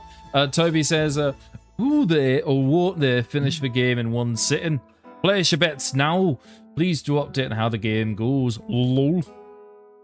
We do like a good lol. And there was no response to that, so fantastic. Nice, cool. So, we'll continue on to this bit. Guys, it's been fun. What a journey! Oh yeah, that was one of our videos. Nice little title there. And then we've got a post from Stefan Benkson who says, what happened to the Talisman Saga Crown of Blood expansion? I finally got around to order my copy and figured it would take a few months for it to be available in Sweden, but I am unable to order the expansion both in Swedish stores and on Amazon. It is even listed as sold out in the stores I have access to. Shot face. And it is not available in Sweden. Yeah. I'm actually kind of worried here. I am worried too. Because I think what we're experiencing is, I believe they might have just put out maybe kind of like a starting group of Talisman Saga Crown of Blood expansions in various areas, especially linked to America and China and Australia, essentially, and Canada as well. And then I don't think, honestly, I have a funny feeling they're not going to sell it in Europe. I think they're not going to do a reprint. But why? Well, we'll talk about that in a moment. I have this little thing in my stomach going like, I feel like they're pulling out. I think that they've sold. It's just sold it, and that's it. They're not going to do any more. Let's see. So let's see the comments first. We've got a Glenn Cooper saying, "Has it got anything to do with daylight saving times?" Nice. Well done, mate. Really proud of you. Really contributing to the community there. Yeah. Ask silly questions, get silly answers. Send him a love heart, folks. He needs the love. He's desperate for love. We got Guts Berserk who says, for some reason, it doesn't release simultaneously around the world. Can't get it here in the UK unless you order it from somewhere like the US or Australia and get it shipped over. Fuck. Yeah. Guts Berserk. We do love Guts Berserk. Guts Berserk's our new favourite people in the Talisman discussion board game Facebook discussion group. Absolutely. Shane Armstrong says, I bought it in Australia not long ago. Widely available here. Wildly! Oh my god!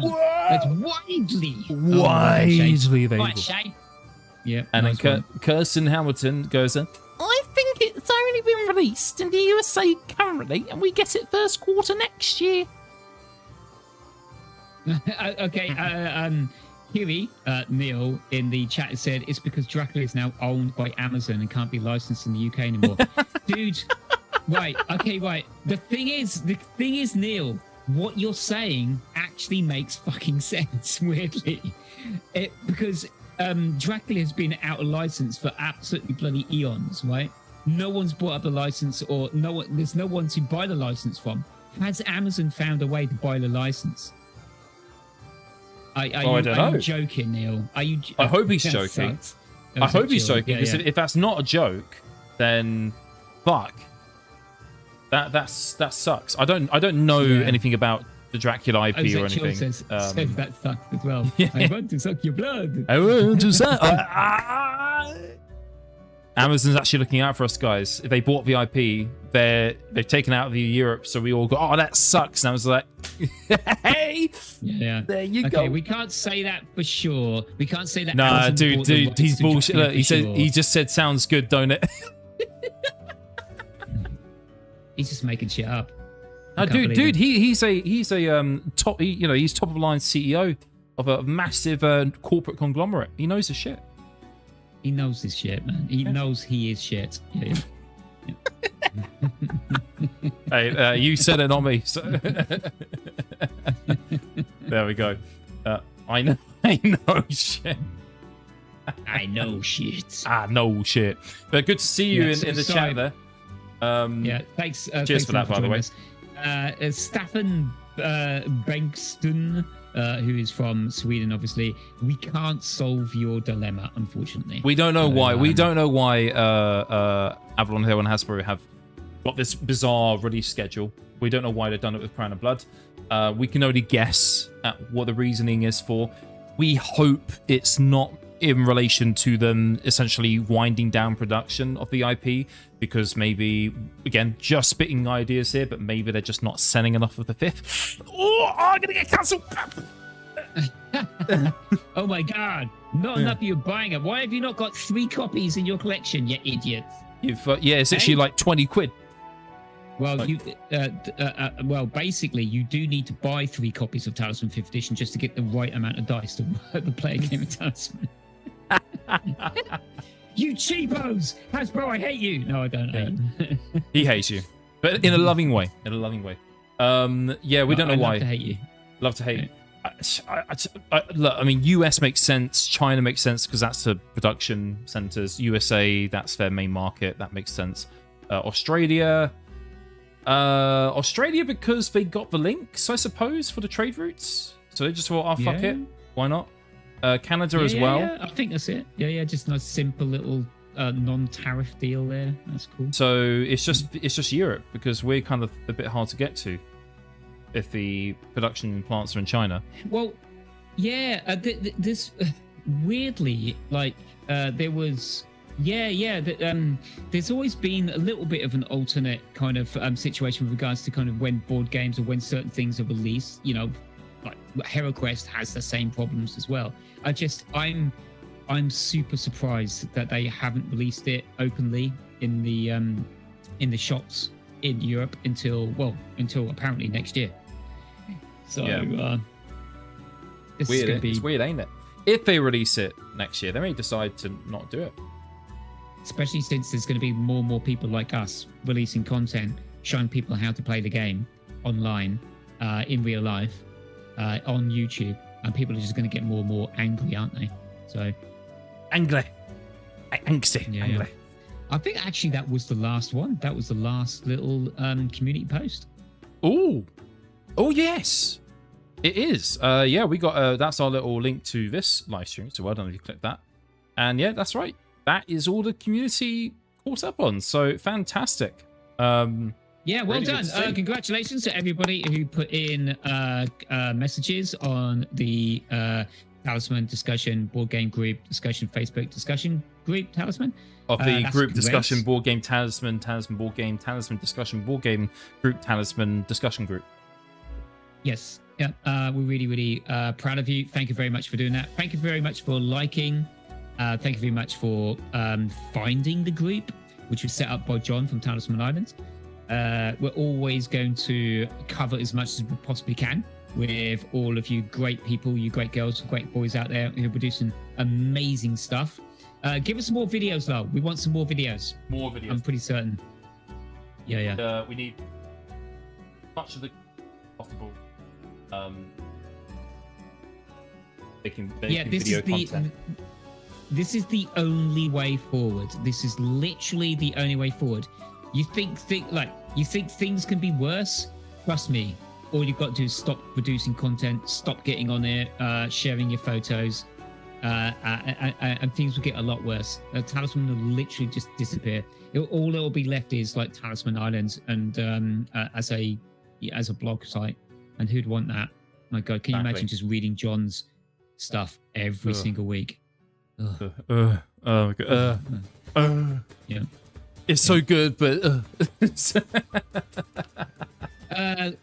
brilliant. Right, okay, so Neil says, strangely, it could be licensing because the Dracula name is Universal Steel, so you can't brand anything with that name, etc. Is that true, Neil? Are you fucking winding this up, mate? And also, Elliot is... Dude, he knows his shit. He knows shit. And Elliot says, are we still playing a game? Dude, wow. I don't think we're going to play a game now. I think it's getting a bit late. I think if we're going to play a game, we're probably going to go in our Discord server later, and if both Zods and I are up for it, we'll play a private game. With you. That's actually something that we'll talk about in a short moment. So, folks, we're going to talk about the actual convention. We're going to give you some nice little details, what we thought of it, what our thoughts were, the good, the bad, the ugly, all that stuff. And then we're going to get into some extra juicy details about some of the stuff we just hinted at the last couple of minutes. So, but before we do that, it's time to have a toilet break. So, use our toilets. They're clean. Should we take should we talk about this when we get back? Yes, let's talk about that as well. Let's do that too. We still got a lot to get through, folks. We may not actually have the time to do a game tonight. So please temper your expectations. Don't kill us, because we'll kill you. And see you in a short moment. Yeah, we're going to take a couple of minutes break, and afterwards we're going to be talking about loads of Talisman stuff. Nice. See you in a bit, folks. Bye, drinks. Bye. Bye. Now.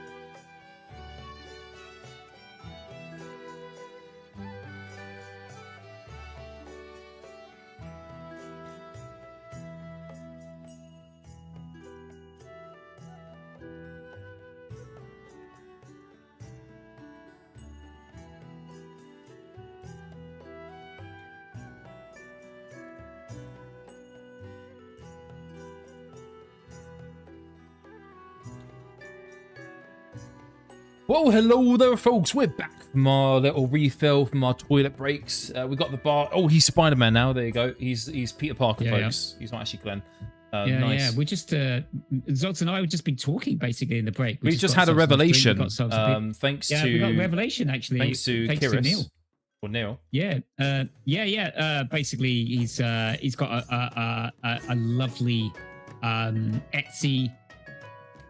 Was it shop? I guess called Etsy the Wolf. Shop. Yeah. Guys, Neil Joe. Anyway, I've known him for years. He actually, I think he's shot and scored. I think it is a licensing issue.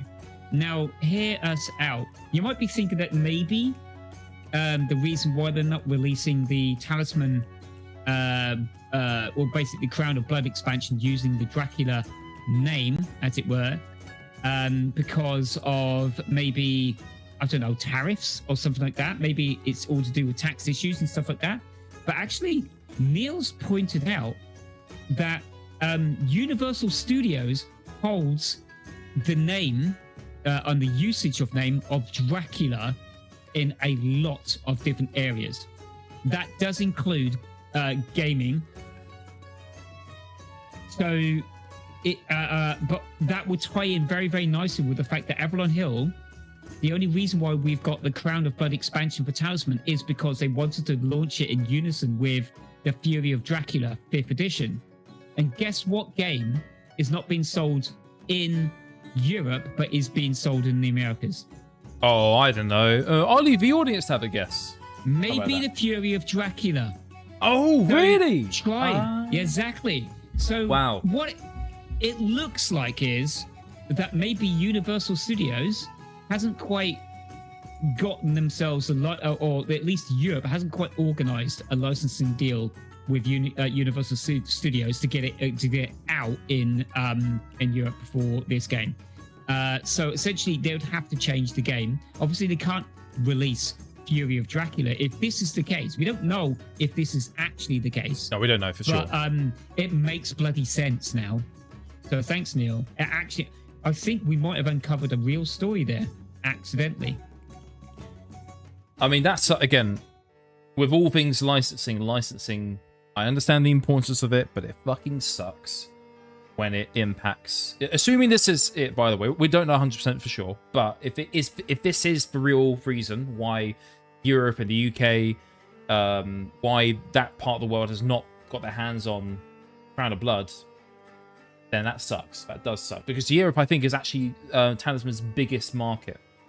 As far as we can tell on the servers, there are always games going on the European servers, whereas all the other ones, they seem to be less common. Now, that could just be because we're based in the UK and maybe we're just not seeing any other servers. We're not in the US or not in Australia, etc. But as far as our experience goes, and from who we've spoken to in the community, the European servers is where it's at, the digital side. So I would assume just based on that alone, Europe is their main market for Talisman. So that's a big sucky suck. Would explain why we've not heard any news whatsoever from Nomad as well. He's to be in the no shit. Not that we're not even seeing the Nemesis expansion from Avalon Hill. Sorry, not Avalon Hill, Nomad games. So we don't even know. So like I said, this is not 100%. But actually, I'm kind of on board with this now because it doesn't make sense why they haven't released it. Why, normally they could be 1 or 2 months drop, maybe 3 months maximum. But when someone says to you it's not going to be released for almost an entire freaking year, Q2 in 2027, then it means that they're in the middle of doing some kind of organization, some kind of negotiation deal, right? Yeah. And what you're going to negotiate, there's nothing to negotiate apart from Dracula as the title. So, and the Fury of Dracula is one that's driving it. So obviously, Dracula is one of the characters and also the main antagonist in the Talisman expansion. However, the actual expansion is called Crown of Blood.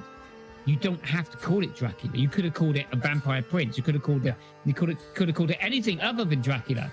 But they've got Val Helsing, apparently, is what Neil is saying, is also one of those names.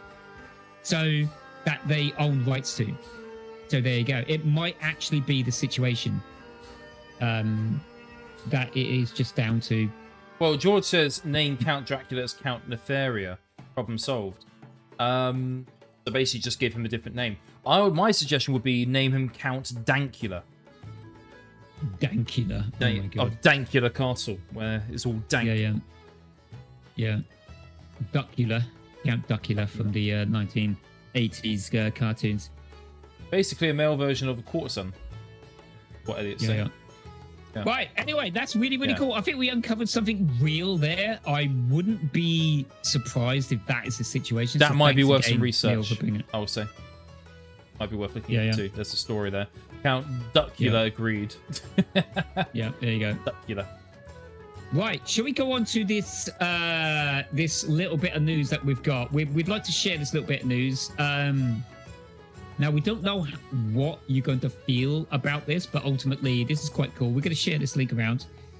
Do you want to share the website there? I will share the website. You folks ready? By the way, we'll give you a little hint.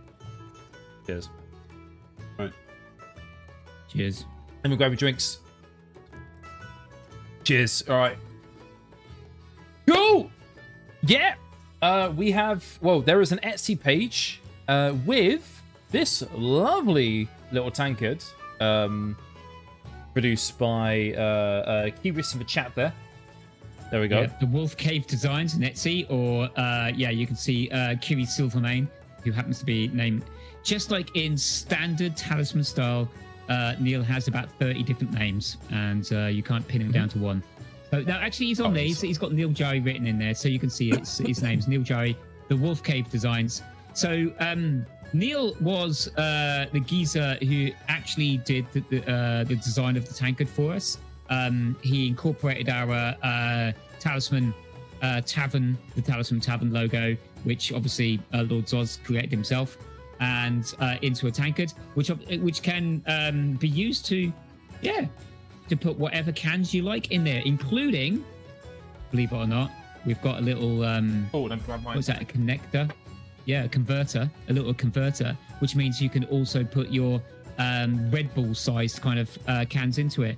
Now, we weren't really planning on releasing this, but Ouch. Yeah, I can't get mine out. But Neil said that he could host it. Oh, you can't get it out, can you? What have you done? That's what she said. Whoa! Yeah, it's this little converter, folks. So you got your standard size cans. So this is a 440ml beer can that you can put in there, and quite nice and easy. And then the little converter is great for slimline cans, like say your Red Bulls, for example, that sort of stuff.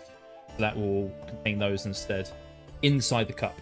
So yeah, it's pretty cool. And Neil decided that he was able to host this on his Etsy. So basically, he's given you the option or the opportunity to, if you should you wish, if you want to purchase a 3D printed Talisman Tavern tankard, then you can. He's quite happy to print them off and send them over to you. You just got to go through his shop to do that. And that's fine. We're all cool with that. It's all going to be good. You can actually buy this printed without the printed and not painted, so you can paint it yourself, which is quite cool. We'd love to see what kind of paint jobs you would do on these resin tankards. Absolutely. So or maybe you want to buy it fully painted, so Neil will paint it with his own fair hands. Let's show you the images here, because this will give you a good idea, folks. So these are the images. That is the 3D print model, I suppose you could call it. So that gives you an idea of, like, that's what we got pretty much, is like the basis for that. If we look at the models here, this is what they look like unpainted. So you've got like a brown version and you've got a grey version, depending on how it's printed, basically, which is nice. That is for 2 painted. That's the ones that we got. So again, thank you, Neil. That's fucking fantastic, the job you did there. Yeah. You've got this. I don't know what the dragons. I don't know what this is related to. So also what Neil has done is basically you can take the Talisman Tavern logo off and put that logo on instead. Oh, cool, nice. Yeah. I love these designs, by the way. You can attach these new designs to it, but also that means that people like Lewis from Weird, Fall of Win, can also get his own tankard printed for his own Twitch stream. Yes, he's So I'm gonna shared send- interest in doing that. He has. Yeah, so I'm going to share him the link so that he can contact Neil and maybe get one of his own tankards. He's been looking for someone to print his tankards for goddamn years now. Yeah. So when he saw our tankards at the Norwich Games Convention, sorry, he was blown away. He absolutely loved them. So yeah. Yeah, he loved it. He was like, yeah, please let me know who did this for you. And I was like, yeah, well, Glenn's the guy who can hook you up with him. So he'll get it sorted for you. Yeah. So we thought we would do that. If you want to do that. We'll just see. We'll talk to Neil. There you go. We'll constantly talk to Neil, see if anybody is actually purchasing them. And if they do, then maybe we take it to a wider production. We don't know. Depends whether you want it or not. So we'll see what you guys. We'll see what wanna do. happens, but I just want to show you the images here. So you can get a version without the Talisman Tavern logo, and if you just want a plain standard tankard there, that is what the emblems look like. So the non-Talisman ones, Talisman Tavern ones. Yeah, I think they were looks tenner. great. I think £10, 10 English pounds. Yeah, we'll for go that for the without prices anything. here. Yeah. So Yeah. at the moment it says low in stock, only one. You gotta buy now. There's only one left. You gotta go buy it. I think this is an Etsy thing. Basically, what that means is as soon as Neil gets a order, he'll print it. So basically, it's going to be print on demand kind of situation. Pretty much. But you can see there, it's £15 starting price, £20 including the postage cost. That is UK postage, by the way, I'm assuming. So if you are buying it internationally, pricing may vary on that. So just bear that in mind. But if we have a look at the options, so we've got the Talisman Tavern painted. So that is our mugs here, these ones. That's £32 if you wanted to do that. A print only, which I'm assuming is just a blank tankard, completely blank like what we see in there, 15 quid. Talisman Tavern, non-painted, I'm assuming, is also £15. So you get the TTT emblem on there. Standard painted is also 32 quid. And then you got the medallion version. So the medallion unpainted is 25. Oh, whoops. It's £25. Because that's the tankard. And then I'm also assuming you get the little medallion with that as well, next to it. And then medallion painted is £42. So there you go. That is the pricing options there. Yeah, Nice. we'll stick a link out. We'll probably attach it to the live stream so people can go and find out for themselves. It's not a major promotion. We're just gonna. This is what Neil has made available to you all. If you want to do that, maybe you've got some ideas on how you want to change the design. Feed them back to his Etsy page. I'm sure they'll be open to that as well. If you want to maybe make the handle a little bit bigger for your. Or because some of them got really big handles, but I actually quite like this. I kind of like the fact that we just put a little finger in, we kind of like hold it like that. It's quite nice. What, 2 fingers? For me, 2 fingers I can get in there, and then a thumb, and that is pretty secure. Exactly. Yeah, it's quite nice. Yeah, it's nice and grippy. It'll be good. It'll be good to hear your feedback on that. It's the first time we've ever done anything quite like this. We just want to see how it goes, don't we, Zod? We just want to see whether anyone's interested in that kind of stuff. And then maybe we branch out to other things in the future. But at the moment, we're just we're going to be chilling. We're putting it out there with obviously Neil's permission, and he's helping us out. We're putting this out there, and we just want to see what happens and see what people do with it. I mean, we would love to see people buy even just a couple of these from our community and just make posts if you are designers and things that like painting, and you decide to paint your own mug. See what you do with it, and then post it on the community, and then we can share that in future live streams as well. So that would be wonderful. George wants. I want Glenn's face printed when losing. He wants my face printed. I'm pretty certain, George, we could get a Bathrobe Boys tanker going at some point in time. At the moment, like, unfortunately, unless Neil's willing to do that, then you're just going to get this muck, which actually isn't muck. It's amazing. Yeah, this is amazing, mate. Yeah. He'll get a literal mug on his mug. Yeah. I like that. You have to respect the you have to respect the hustle there. That's amazing. It's good. Yeah. So, should we talk a little bit more about the?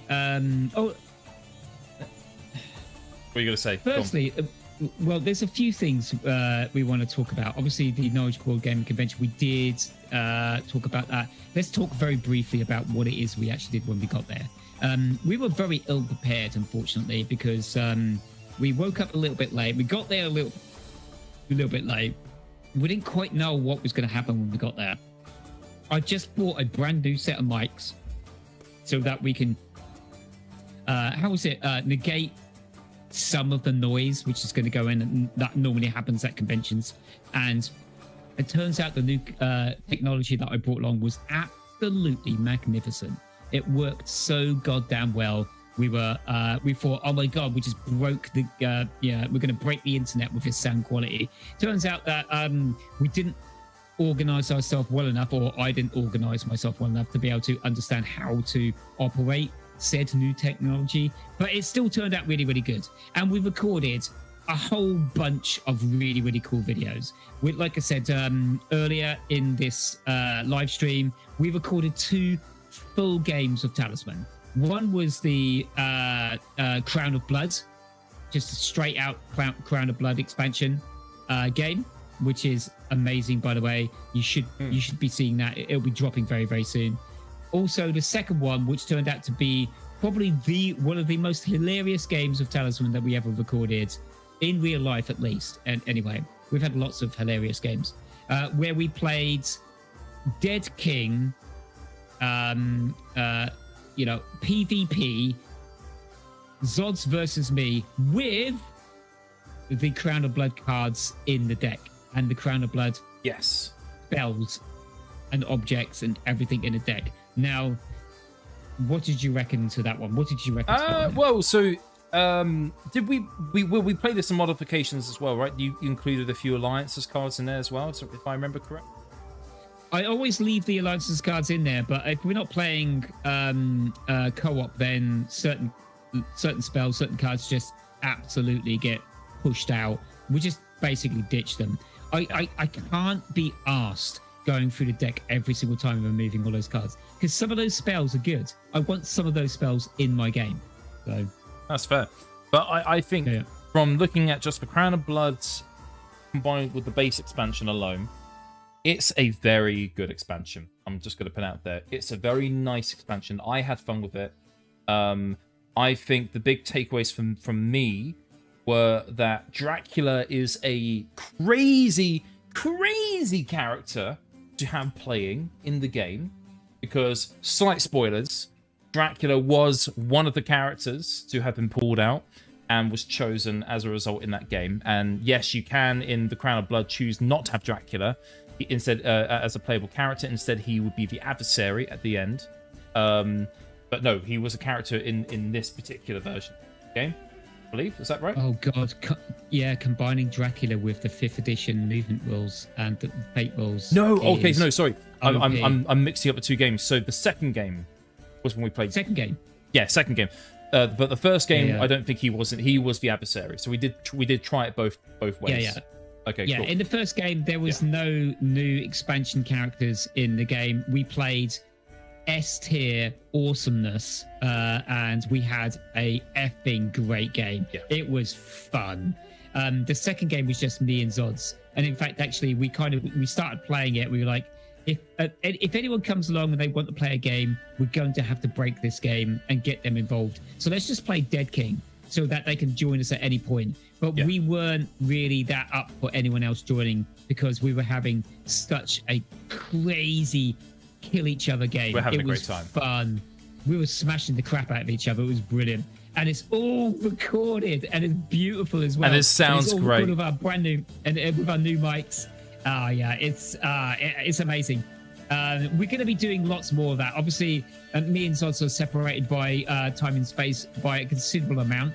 Time and space! We can't do a lot of it in real life games. We don't live in the same household. However, we are going to definitely do more of this. It was so much fun. I absolutely loved it. Right. And I actually got to play Dracula in that one, which is what Zods is talking about. I managed to find some very interesting ways of using the Dracula character that I don't think people thought about too much. No, funny. so that's kind of what I was alluding to. So Dracula is a beast of a character if you know how to use them. And yeah, again, slight spoilers, Glenn knew how to use them very well. No, I didn't. I just did some. No, he knew how to. I did some shit, and suddenly we both looked at each other and went, "Shit, is that actually about to happen?" Basically. Yeah, it is. Yeah. Because we kind of worked it out on the fly, and it was like, okay, yeah, this is going to happen. So, great character. I think very powerful on the board. So be wary if Dracula is played by someone, because holy cow, you get the right combination. Yeah, that's true of most characters, but with Dracula in particular, like, he is an S tier character. He is leaning in that territory. I don't think he is. I think he's an A tier, and this is the reason why I think, mate. Because Dracula is tethered. He's tethered to certain spaces on the board. And if you can subvert those spaces, if you can stop those spaces from ever becoming... so, for example, in future expansions, if you can destroy certain spaces, certain areas, then Dracula becomes just another random bloody character that does okay. That can gather a little bit of lives, can sacrifice some followers from some life, and that's fine if you want to do that. But ultimately, Dracula comes into power play when he has access to the graveyard and access to the 5th edition rules. So yeah, it was just like, dude, I'm gonna absolutely fuck you up right now. That's how it goes. So I don't think it's S tier. It's absolutely A tier. You can never, dude, you can transport the troll into almost any single expansion and still kick the ass out of people. But I don't think Dracula is going to be one of those characters. I think it's going to be very situational.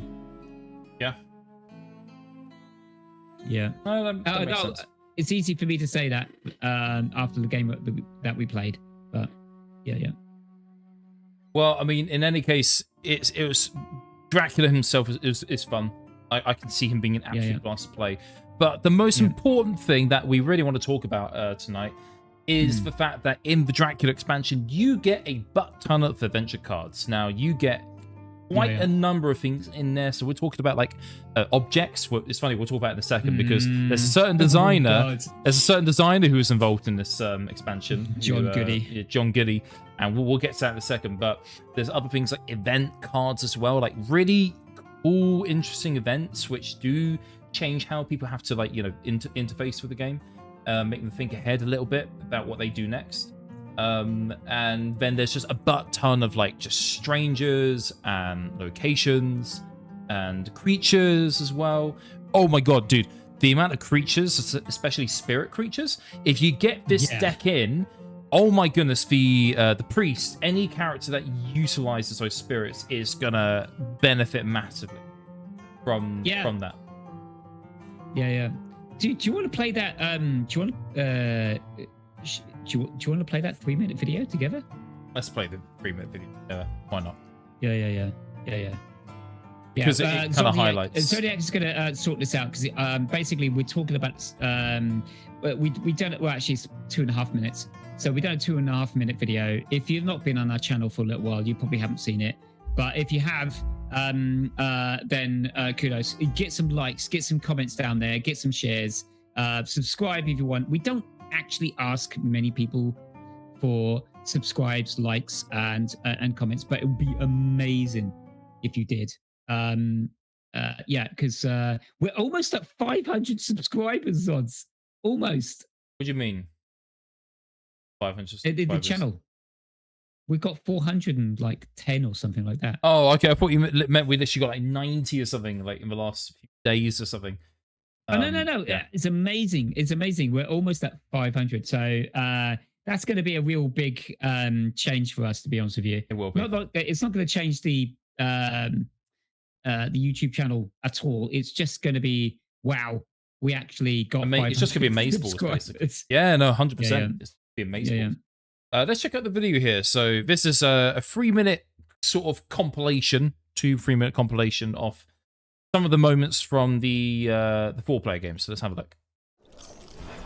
Just let us know if you can hear the audio just fine, folks.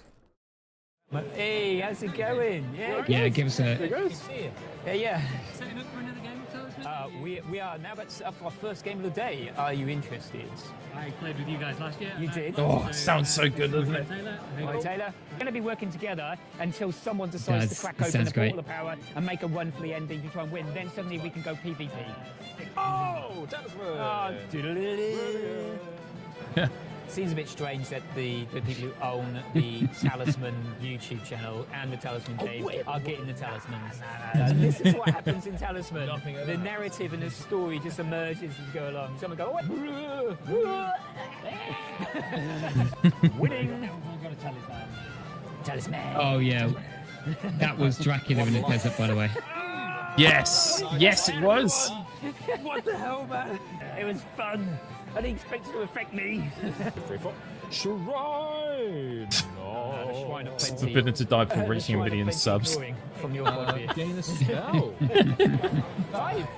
Dracula attacks you with a strength of 9. Strength of 10, actually. Oh, what? Let's roll anyway, because I want to see you die. Come on, let's go. Just read that again for me. What? When I pay fate to re-roll a dice, I choose the result instead of rolling for it. Oh, this is cool. He's got to kill him. You didn't see my face there, folks. I was going. There you go.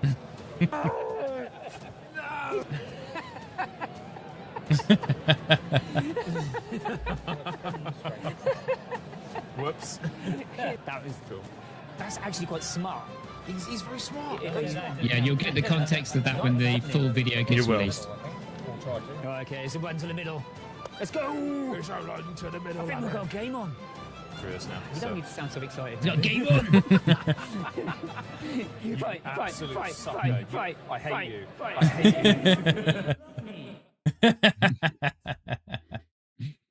Nice. There we go. So that was our little sort of preview video there. It's going to be a great video, by the way, folks, when it comes out. You're going to love it. There's going to be a lot of great moments in there. You're going to see us having fun like we haven't had fun in ages in real life game. Yeah, it was good. So- It was conquerable, if not more fun than we would normally have, even in a digital game. Be honest with you, 100%. I think basically both Lord Zods and I'm talking for him at the moment, but I'm pretty certain he agrees with me that we have way more fun when we're in real life playing a game. around the 100%. table. Absolutely 100%. There's just there is something about the actual board game. Once it's all set up, the setup and the put away is always pain in the ass. But apart from that, it's always great fun playing in person. You have full freedom and flexibility to change the rules as you need to change the cards as you need to go back if you need to for whatever reason. That's a really good point. Zods. You absolutely nailed it there. We could just if it got a little bit awkward and we didn't want something to happen, or maybe we just wanted things to go a little bit more smoothly, we could just change it on the fly, and we could just put it out to the group and get a consensus from the group. Let's do that. Let's go. Yeah. And it just made the game flow so more smoothly, so much more fun. Yeah. It does. Not that we don't like the bloody digital version, obviously. We hate the digital, we hate the... No, look, we love it. It's made the game far more accessible, especially Classic Edition, because obviously, as everyone knows, 4th edition is no longer in print and is very expensive to get a hold of. Hello, Speaker. Good to see you, buddy. Speaker. Hello. We are just getting Where's into the my nitty gritty. pizza?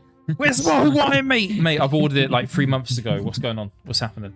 I'm a very patient guy. Yes. Very patient guy. Actually reminded me I should have ordered some food right now. I'm so hungry. Have you not had dinner? I forgot.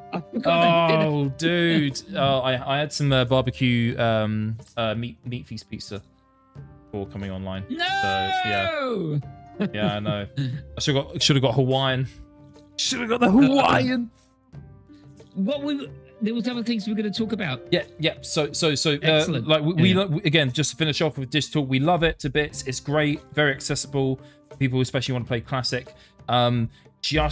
It's funny because we actually had someone in the Discord servers recently mention that somewhat to Nomad or Tom, and Tom responded in his usual sort of glamorous dark art sort of ways.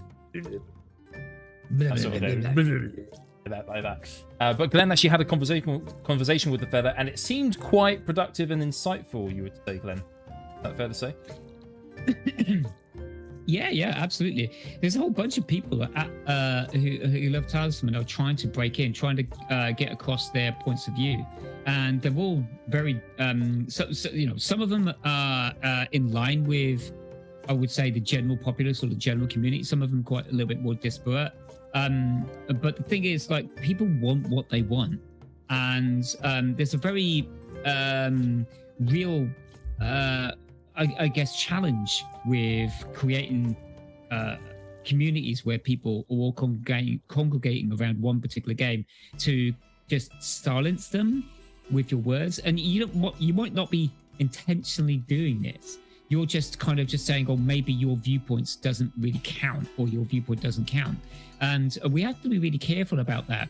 That's basically what I would call gatekeeper kind of behavior. Now, we don't get that an awful lot nowadays. Because of the internet, because you can just go elsewhere. You'll always find a community willing to kind of accept you and stuff like that. And I'm always combing over Avalon Hill's Discord and Nomad Games Discord, and they're all doing very, very well for themselves. But you will get old kind of Grognagian kind of viewpoints. You know, people who've been playing it since the 80s and the 90s.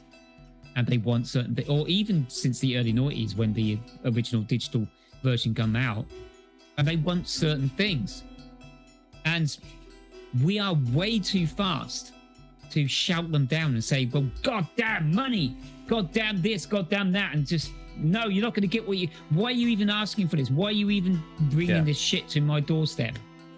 And at some point, we will have to learn to be a little bit more kinder to each other, talk it out, work out what's going on. And I see that as our job as the Bathrobe Boys, do that kind of stuff, to have those conversations. Yeah, sure, we're going to call you a twat, an idiot, and a useless Talisman player. But ultimately, we just want you to do better. It doesn't come from the place of maliciousness. It comes from the place of endearment. Yeah, absolutely. And we want you to share your stuff. We want you to be more involved in the community. George, do you know if they're going to play? Like, they're ignoring us. You're not listening. What are we doing? Why, with this very poignant speaker, for crying out loud, we were having Bloody a real hell. heart-to-heart with the community. And we're like, oh my god, Fucking hell, guys. Why needs to listen to this? I'm level 89. I already know this shit. Come on, guys. I want to play a game. I want to get to level 100. We potentially are going to play a game, but we're probably going to play a game in Discord. It's not going to be live. So hopefully that's good enough for you. Hopefully you're going to enjoy the game with us, just simply being in the bar. If any of you are on Discord and you love Talisman and you're here by complete accident and just listen to us while you're doing some cooking or hoovering, by God, why are you hoovering at 11 o'clock at night? We'll never know. But ultimately... Discord is where it's at. It is. And actually, that is, thanks for mentioning that, Glenn, because that's another thing I think I want to just quickly highlight as well. So, I mean, with the streams as well, we've been a little bit irregular with the streams for the last couple of weeks. We've just been trying to figure stuff out with things in our personal lives along with our schedule. I think Glenn and I had a chat at Norwich about this, and we are going to aim to do sort of a weekly live streams again. So aiming for about 2 to 3 hours in length. However, unless we specifically dedicate a stream to a game, so like say a new expansion comes out, or we get like a guest on and we play with them, we're probably gonna keep the games to just probably recordings. Because the things of a stream is that we get a lot of news, we cover the community highlights, we talk about other stuff that might be important to hear, and by the time we're done with all of that, it's like nearly 11 o'clock for us, or 12, and it's very late for us, and it's very intensive to then go straight into a game at that point in the evening for us, and then we're up to like 2, 3 in the morning. Even though we love to, we have to be sensible and look after ourselves as well.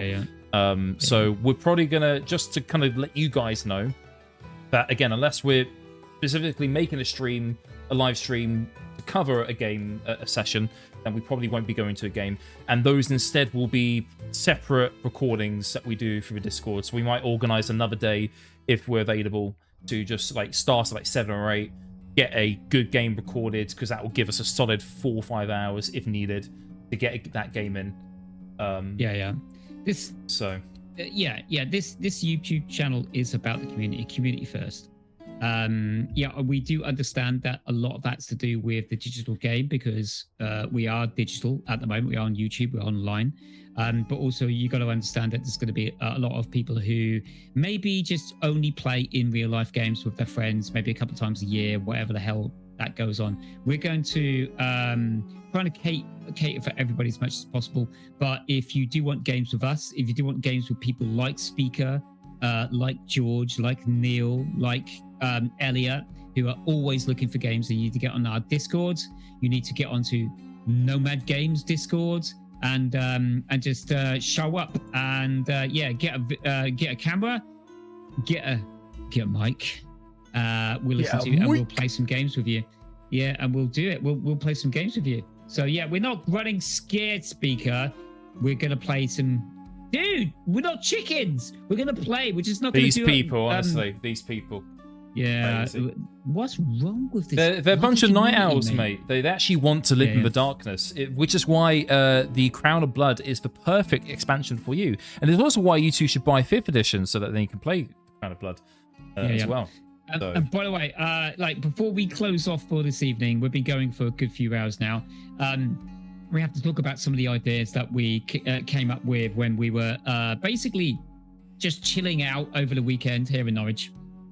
We do plan on doing a in real life full weekend of Talisman board gaming. The idea is to start a game early on a Friday or maybe even a Saturday morning and see if we can keep it going for the entire weekend and play the longest game of Talisman ever to be recorded.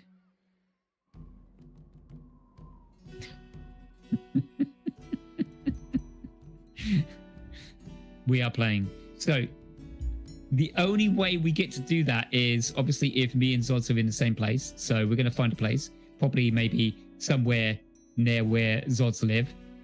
We're going to drag out a few fans. We're going to aim for maybe 4 to 6 players. So if you are in the area of North London, Watford, St Albans, Hertfordshire, basically London would be quite cool, and you are a fan of Talisman, then we are planning on doing the recording session where you just need to bring your basically you need to bring your sleeping bag, a whole bunch of food and drink, and we are going to play non-stop Talisman. George says, let's go non-stop Talisman. George, if you want us to play non-stop, you're going to have to pay us a wage, buddy. If you want us to... you're not even going to be allowed out, but no, you are going to have toilet breaks, obviously.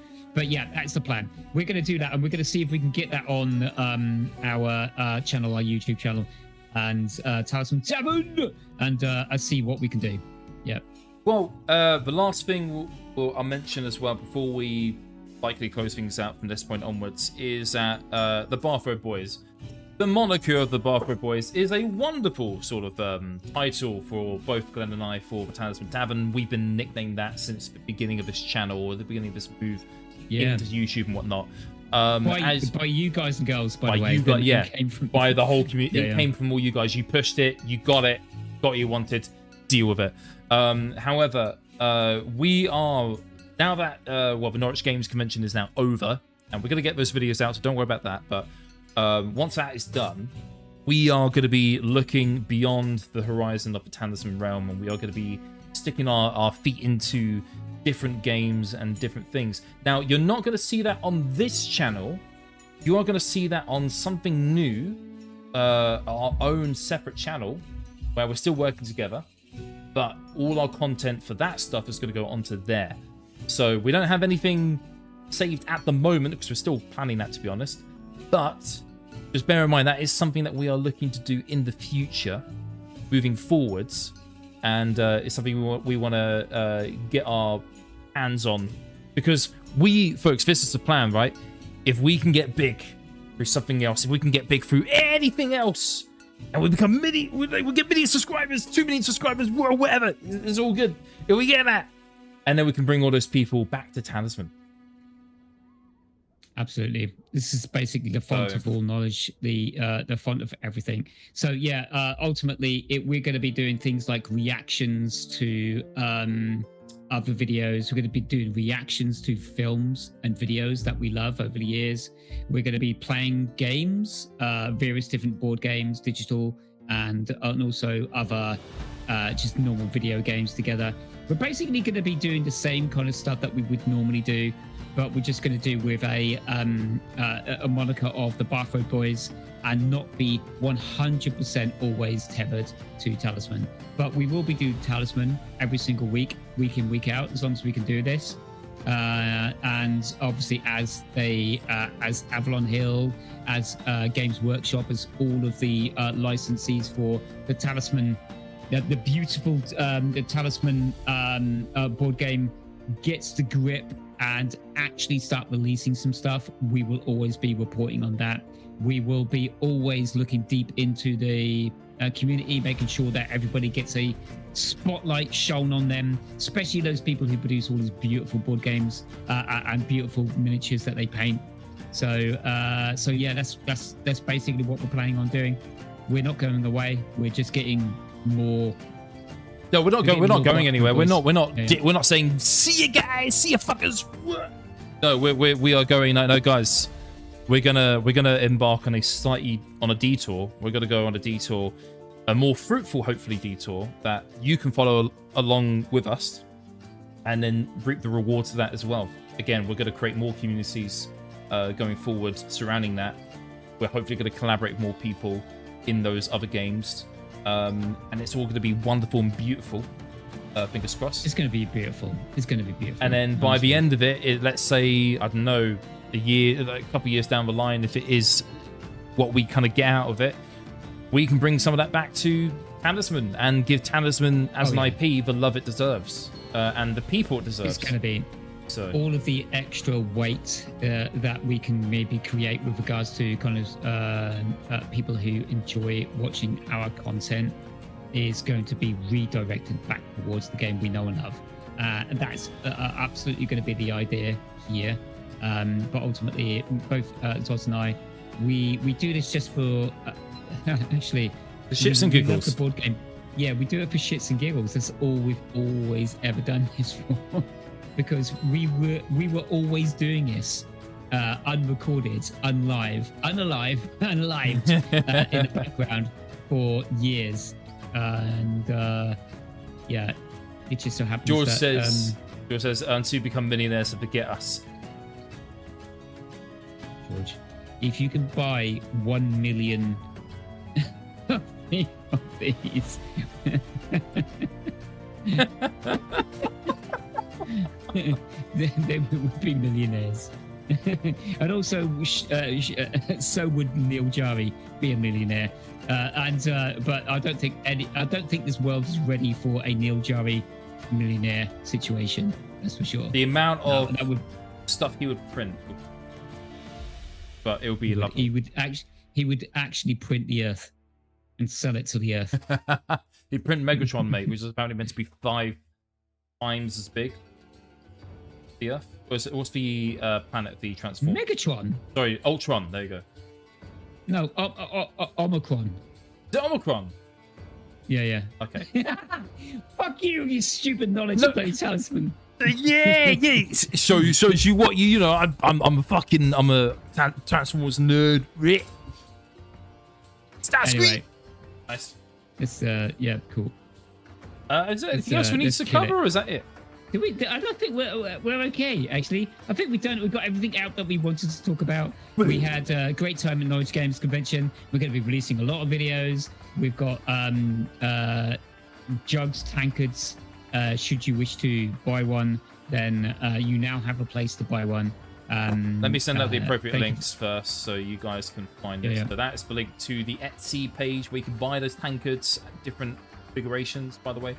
I'll send the links out for the socials. So if I just do that quickly, let's see, invite to server. So this is the or Talisman Tavern Discord server. So if you're not already on there, I think you guys who are watching at the moment are, but if not, then please do join that. Next, we've got this. So if I do that, invite channel. That is the Nomad game server. So if you want to go to the official digital server for Nomad Games, that is the place to go. Next, we've got Avalon Hill. I'll just do that. Go. Do that as well. Cool. And then finally, by the way, all these links are in our description, so I don't really know why I'm posting the links here, but fuck it. Anyways, there you go. That's the link to Shrubtopia, which is how we kind of got started in a way. Shrubtopia was a server, it still exists of course, but it's a server where Talisman players can meet up, so you can still find people on there as well playing Talisman. Yeah, please check out those links. Support the tankards. Give us your money. Fuck it. Whatever. It's all good. There we go. We're gonna abandon you guys to the Bathrobe Boys thing, so get wrecked. All good. we can do about it. We can gonna do about it. We're gonna do nothing. You can't do nada. All good. And and you thought we were gonna play a game tonight as well. Jokes on you. We're just gonna have beer. But we'll see you on the Discord. Have more beers. We'll see you on Discord and we'll play a game on Discord. Yeah. Absolutely, 100%. So, thank you for watching. Hope you enjoyed it. See you on the Discord. But if not, then we'll see you in the next video, next stream. So, have a good night. Good day, Good afternoon, whatever. See ya. Bye. Bye.